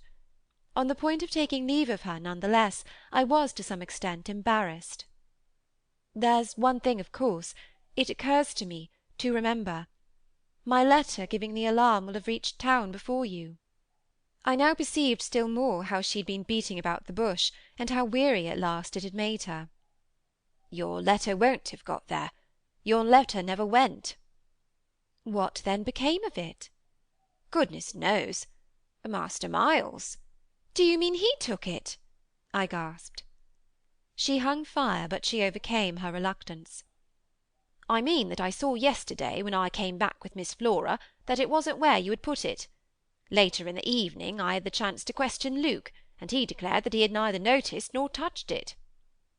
We could only exchange on this, one of our deeper mutual soundings, and it was Mrs. Grose who first brought up the plum with an almost elated "You see?" Yes. I see that if Miles took it, instead, he probably will have read it and destroyed it. And don't you see anything else? I faced her for a moment with a sad smile. It strikes me that by this time your eyes are open even wider than mine. They proved to be so indeed, but she could still blush almost to show it. I make out now what he must have done at school. And she gave, in her simple sharpness, an almost droll disillusioned nod. He stole. I turned it over. I tried to be more judicial. Well, perhaps. She looked as if she found me unexpectedly calm. He stole letters. She couldn't know my reasons for a calmness after all pretty shallow, so I showed them off as I might. I hope, then, it was to more purpose than in this case. The note, at any rate, that I put on the table yesterday, I pursued, will have given him so scant an advantage, for it contained only the bare demand for an interview, that he is already much ashamed of having gone so far for so little, and that what he had on his mind last evening was precisely the need of confession. I seemed to myself for the instant to have mastered it, to see it all. Leave us, leave us. I was already at the door, hurrying her off. I'll get it out of him. He'll meet me. He'll confess. If he confesses, he's saved. And if he's saved— Then you are— The dear woman kissed me on this, and I took her farewell. I'll save you without him, she cried as she went. End of chapter 21. Chapter 22 of The Turn of the Screw. Yet it was when she had got off, and I missed her on the spot, that the great pinch really came. If I had counted on what it would give me to find myself alone with Miles, I speedily perceived, at least, that it would give me a measure. No hour of my stay, in fact, was so assailed with apprehensions as that of my coming down to learn that the carriage containing Mrs. Grose and my younger pupil had already rolled out of the gates. Now I was, I said to myself, face to face with the elements, and for much of the rest of the day, while I fought my weakness, I could consider that I had been supremely rash. It was a tighter place still than I had yet turned round in, all the more that, for the first time, I could see in the aspect of others a confused reflection of the crisis. What had happened naturally caused them all to stare. There was too little of the explained, throw out whatever we might, in the suddenness of my colleague's act. The maids and the men looked blank, the effect of which on my nerves was an aggravation, until I saw the necessity of making it a positive aid. It was precisely, in short, by just clutching the helm that I avoided total wreck, and I dare say that, to bear up at all, I became that morning very grand and very dry. I welcomed the consciousness that I was charged with much to do, and I caused it to be known as well that, left thus to myself, I was quite remarkably firm. I wandered with that manner, for the next hour or two, all over the place, and looked, I have no doubt, as if I were ready for any onset. So, for the benefit of whom it might concern, I paraded with a sick heart. The person it appeared least to concern proved to be, till dinner, little Miles himself. My perambulations had given me, meanwhile, no glimpse of him, but they had tended to make more public the change taking place in our relation as a consequence of his having at the piano, the day before, kept me, in Flora's interest, so beguiled and befooled. The stamp of publicity had of course been fully given by her confinement and departure, and the change itself was now ushered in by our non-observance of the regular custom of the schoolroom. He had already disappeared, when, on my way down, I pushed open his door, and I learned below that he had breakfasted, in the presence of a couple of the maids, with Mrs. Grose and his sister. He had then gone out, as he said, for a stroll, than which nothing, I reflected, could better have expressed his frank view of the abrupt transformation of my office. What he would not permit this office to consist of was yet to be settled. There was a queer relief, at all events, I mean for myself in especial, in the renouncement of one pretension. If so much had sprung to the surface, I scarce put it too strongly in saying that what had perhaps sprung highest was the absurdity of our prolonging the fiction that I had anything more to teach him. It sufficiently stuck out that, by tacit little tricks in which even more than myself he carried out the care for my dignity, I had had to appeal to him to let me off straining to meet him on the ground of his true capacity. He had, at any rate, his freedom now. I was never to touch it again, as I had amply shown, moreover, when on his joining me in the schoolroom the previous night, I had uttered, on the subject of the interval just concluded, neither challenge nor hint. I had too much from this moment my other ideas. Yet when he at last arrived, the difficulty of applying them, the accumulations of my problem, were brought straight home to me by the beautiful little presence on which what had occurred had as yet, for the eye, dropped neither stain nor shadow. To mark for the house the high state I cultivated, I decreed that my meals with the boy should be served, as we called it, downstairs, so that I had been awaiting him in the ponderous pomp of the room outside of the window of which I had had from Mrs. Grose, that first scared Sunday, my flash of something it would scarce have done to call light. Here at present I felt afresh, for I had felt it again and again, how my equilibrium depended on the success of my rigid will, the will to shut my eyes as tight as possible to the truth that what I had to deal with was revoltingly against nature. I could only get on at all by taking nature into my confidence, and my account, by treating my monstrous ordeal as a push in a direction unusual, of course, and unpleasant, but demanding, after all, for a fair front, only another turn of the screw of ordinary human virtue. No attempt, none the less, could well require more tact than just this attempt to supply, oneself, all the nature. How could I put even a little of that article into a suppression of reference to what had occurred? How, on the other hand, could I make reference without a new plunge into the hideous obscure?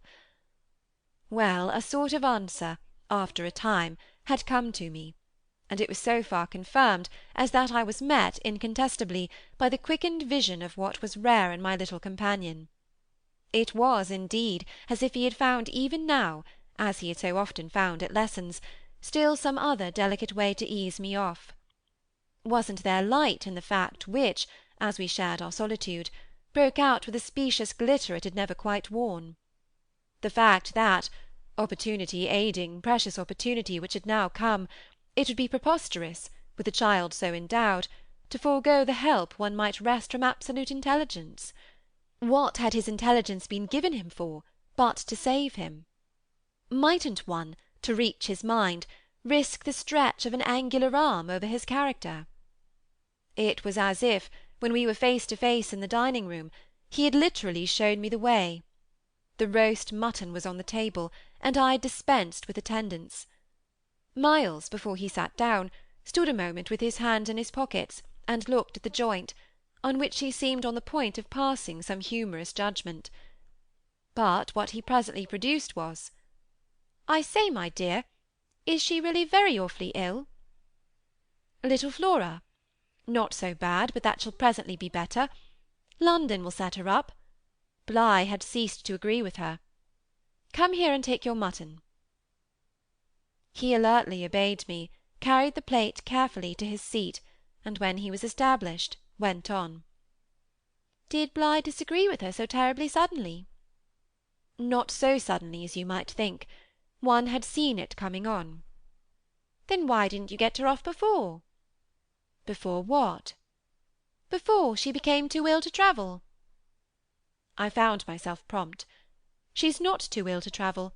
She only might have become so if she'd stayed. This was just the moment to seize. The journey will dissipate the influence." Oh, I was grand! "And carry it off." "I see, I see." Miles, for that matter, was grand too. He settled to his repast with the charming little table manner that, from the day of his arrival, had relieved me of all grossness of admonition. Whatever he had been driven from school for, it was not for ugly feeding. He was irreproachable, as always, to-day, but he was unmistakably more conscious. He was discernibly trying to take for granted more things than he found, without assistance, quite easy; and he dropped into peaceful silence while he felt his situation. Our meal was of the briefest, mine a vain pretence, and I had the things immediately removed. While this was done, Miles stood again, with his hands in his little pockets, and his back to me; stood and looked out of the wide window, through which, that other day, I had seen what pulled me up. We continued silent while the maid was with us; as silent, it whimsically occurred to me, as some young couple, who, on their wedding journey, at the inn, feel shy in the presence of the waiter. He turned round only when the waiter had left us. "Well, so we're alone." Chapter 22. Chapter 23 of The Turn of the Screw. Oh, more or less. I fancy my smile was pale. "Not absolutely. We shouldn't like that," I went on. "No, I suppose we shouldn't. Of course we have the others." "We have the others. We have indeed the others," I concurred. "Yet even though we have them," he returned, still with his hands in his pockets, and planted there in front of me, "they don't much count, do they?" I made the best of it, but I felt wan. "It depends on what you call much." "Yes," with all accommodation. "Everything depends." On this, however, he faced to the window again, and presently reached it with his vague, restless, cogitating step. He remained there a while, with his forehead against the glass, in contemplation of the stupid shrubs I knew and the dull things of November. I had always my hypocrisy of work, behind which now I gained the sofa. Steadying myself with it there as I had repeatedly done at those moments of torment that I have described as the moments of my knowing the children to be given to something from which I was barred, I sufficiently obeyed my habit of being prepared for the worst. But an extraordinary impression dropped on me as I extracted a meaning from the boy's embarrassed back. None other than the impression that I was not barred now. This inference grew in a few minutes to sharp intensity, and seemed bound up with the direct perception that it was positively he who was. The frames and squares of the great window were a kind of image, for him, of a kind of failure. I felt that I saw him, at any rate, shut in, or shut out. He was admirable, but not comfortable. I took it in with a throb of hope. Wasn't he looking, through the haunted pane, for something he couldn't see? And wasn't it the first time in the whole business that he had known such a lapse? The first, the very first. I found it a splendid portent. It made him anxious, though he watched himself. He had been anxious all day, and even while in his usual sweet little manner he sat at table, had needed all his small strange genius to give it a gloss. When he at last turned round to meet me, It was almost as if this genius had succumbed. Well, I think I'm glad Bligh agrees with me. You would certainly seem to have seen, these 24 hours, a good deal more of it than for some time before. I hope, I went on bravely, that you've been enjoying yourself. Oh yes, I've been ever so far, all round about, miles and miles away. I've never been so free. He had really a manner of his own, and I could only try to keep up with him. Well, do you like it? He stood there smiling, then at last he put into 2 words, "Do you?" More discrimination than I had ever heard 2 words contain. Before I had time to deal with that, however, he continued as if with the sense that this was an impertinence to be softened. "Nothing could be more charming than the way you take it, for of course if we're alone together now, it's you that are alone most. But I hope," he threw in, "you don't particularly mind." "Having to do with you?" I asked. "My dear child, how can I help minding? Though I've renounced all claim to your company, you're so beyond me, I at least greatly enjoy it. What else should I stay on for?" He looked at me more directly, and the expression of his face, graver now, struck me as the most beautiful I had ever found in it. "You stay on just for that?"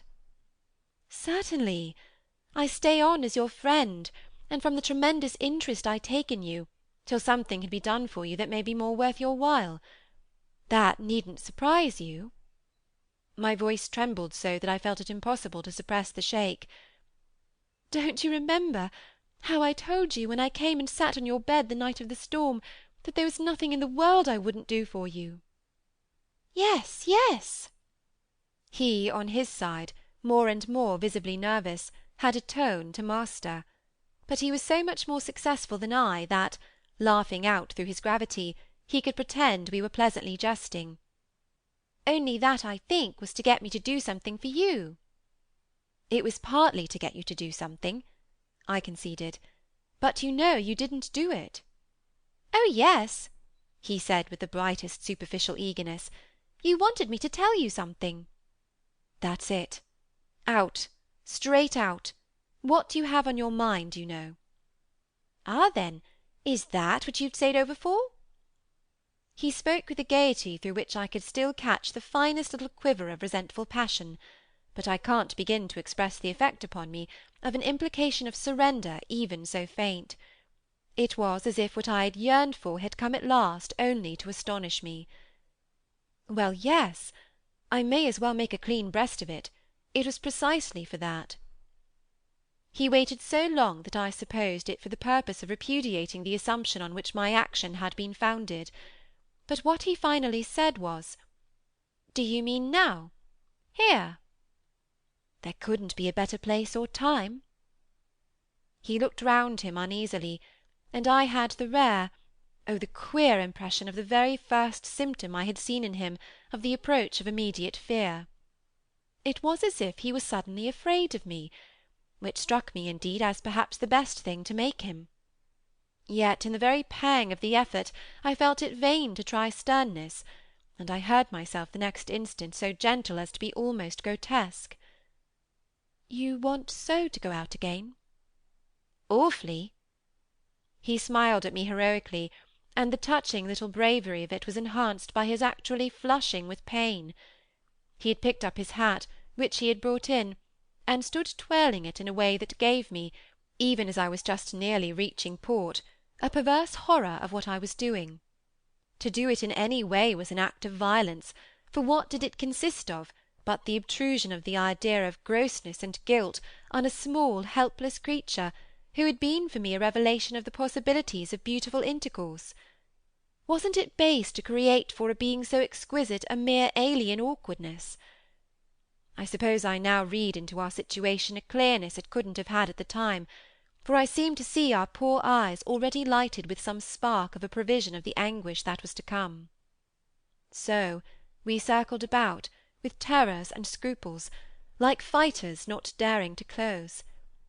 But it was for each other we feared. That kept us a little longer suspended and unbruised. "I'll tell you everything," Miles said. "I mean, I'll tell you anything you like. You'll stay on with me, and we shall both be all right, and I will tell you, I will. But not now." "Why not now?"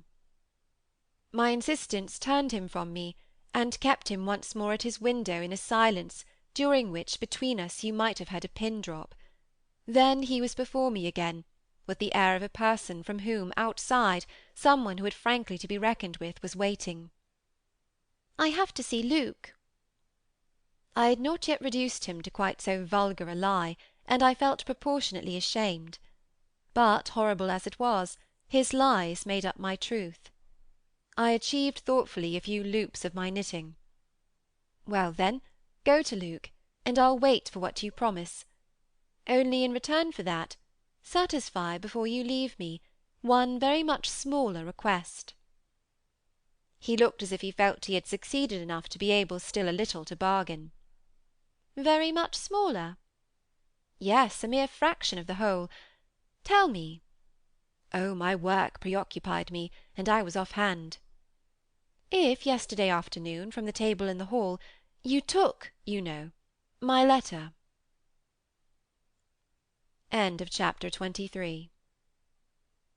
Chapter 24 of The Turn of the Screw.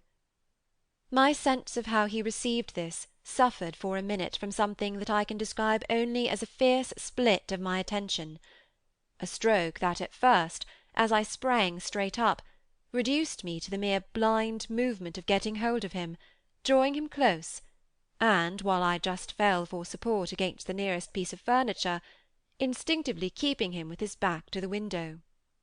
The appearance was full upon us that I had already had to deal with here. Peter Quint had come into view like a sentinel before a prison.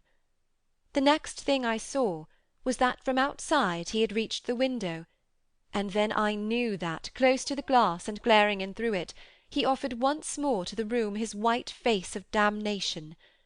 It represents but grossly what took place within me at the sight, to say that on the second my decision was made, yet I believe that no woman so overwhelmed ever in so short a time recovered her grasp of the act. It came to me in the very horror of the immediate presence that the act would be, seeing and facing what I saw and faced, to keep the boy himself unaware.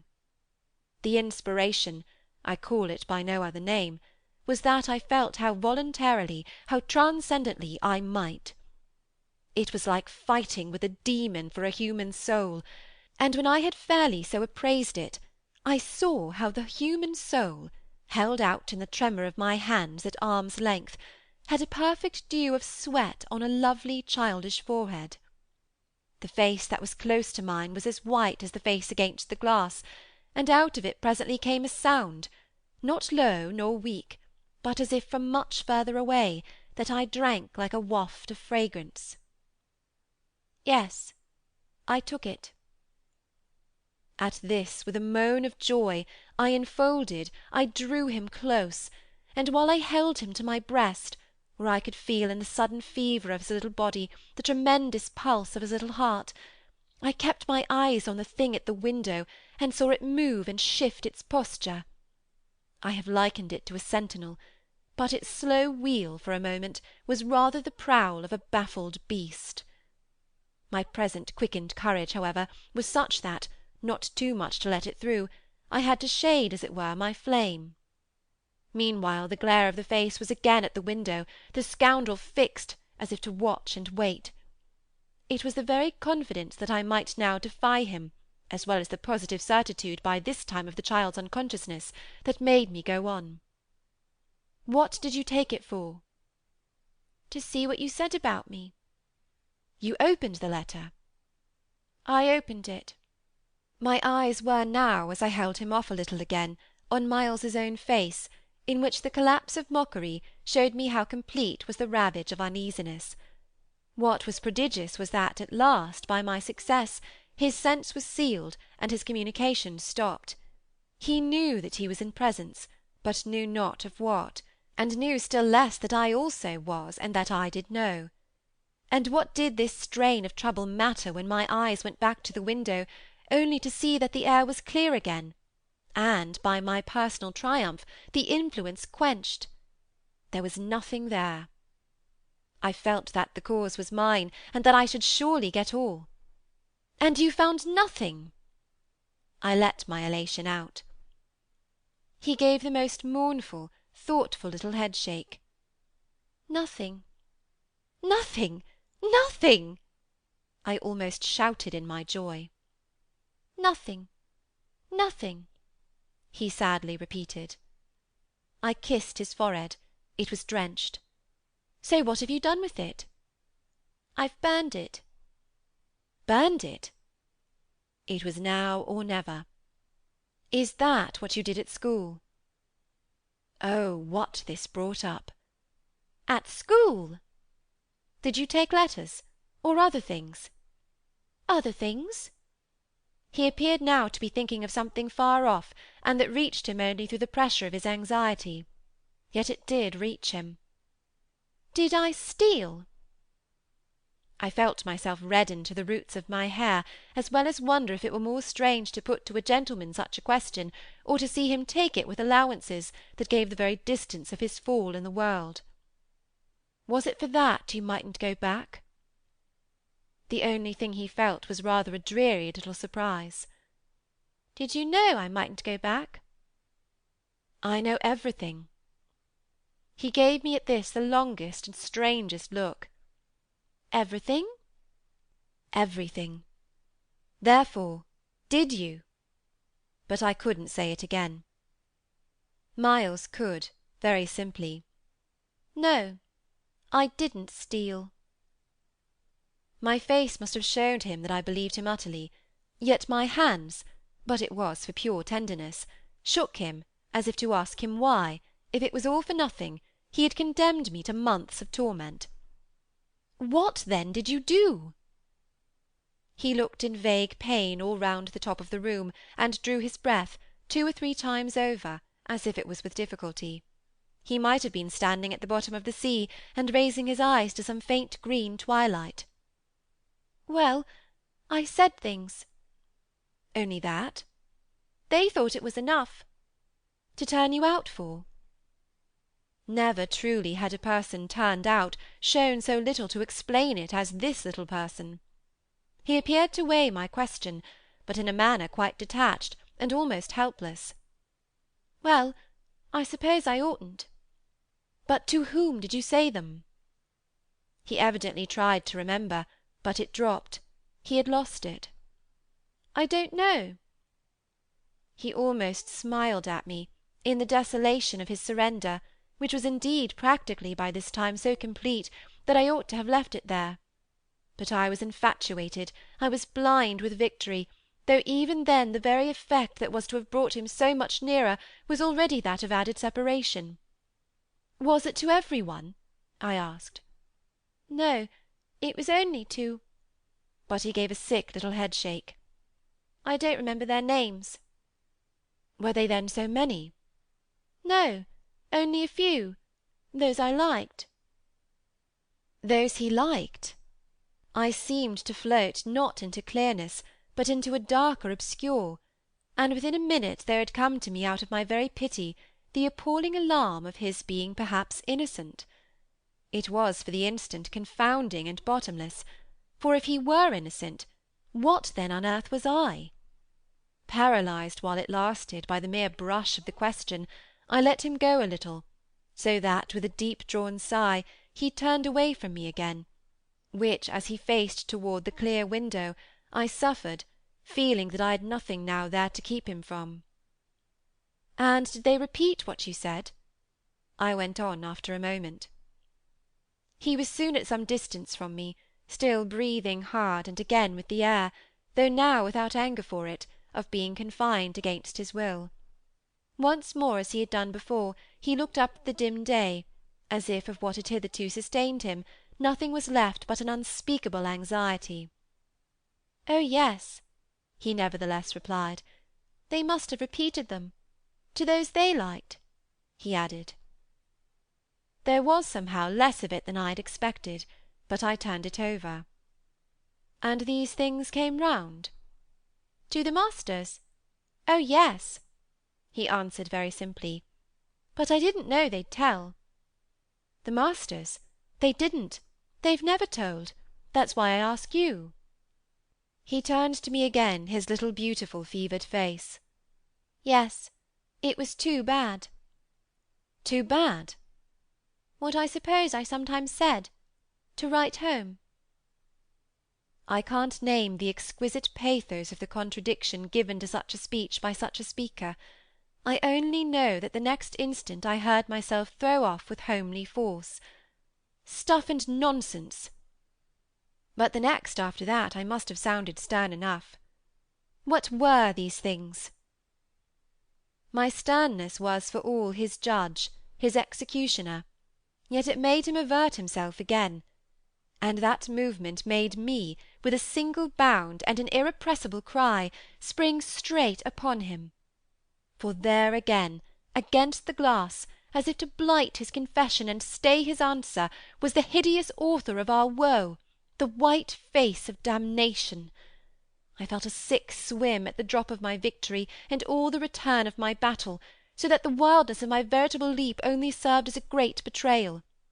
I saw him, from the midst of my act, meet it with a divination, and on the perception that even now he only guessed, and that the window was still to his own eyes free, I let the impulse flame up to convert the climax of his dismay into the very proof of his liberation. "No more! No more! No more!" I shrieked, as I tried to press him against me, to my visitant. "Is she here?" Miles panted, as he caught with his sealed eyes the direction of my words. Then, as his strange "she" staggered me, and with a gasp I echoed it, "Miss Jessel! Miss Jessel!" he, with a sudden fury, gave me back. I seized, stupefied, his supposition, some sequel to what he had done to Flora, but this made me only want to show him that it was better still than that. "It's not Miss Jessel, but it's at the window, straight before us. It's there, the coward horror, there for the last time."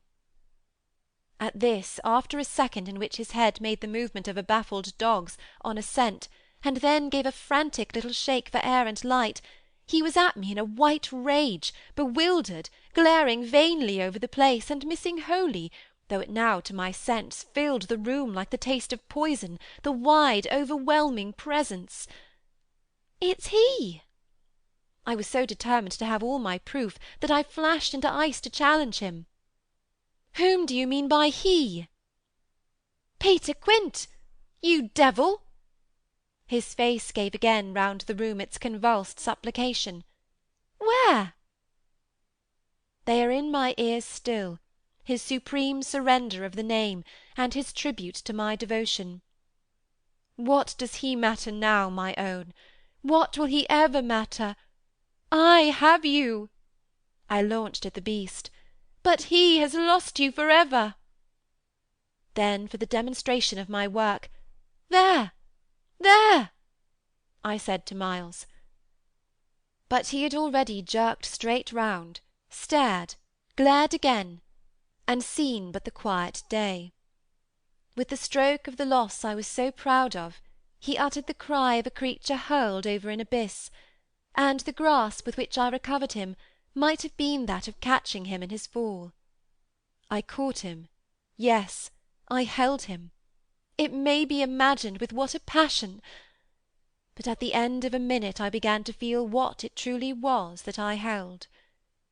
We were alone with the quiet day, and his little heart, dispossessed, had stopped. End of Chapter 24. End of The Turn of the Screw, by Henry James. Read by Elizabeth Clett.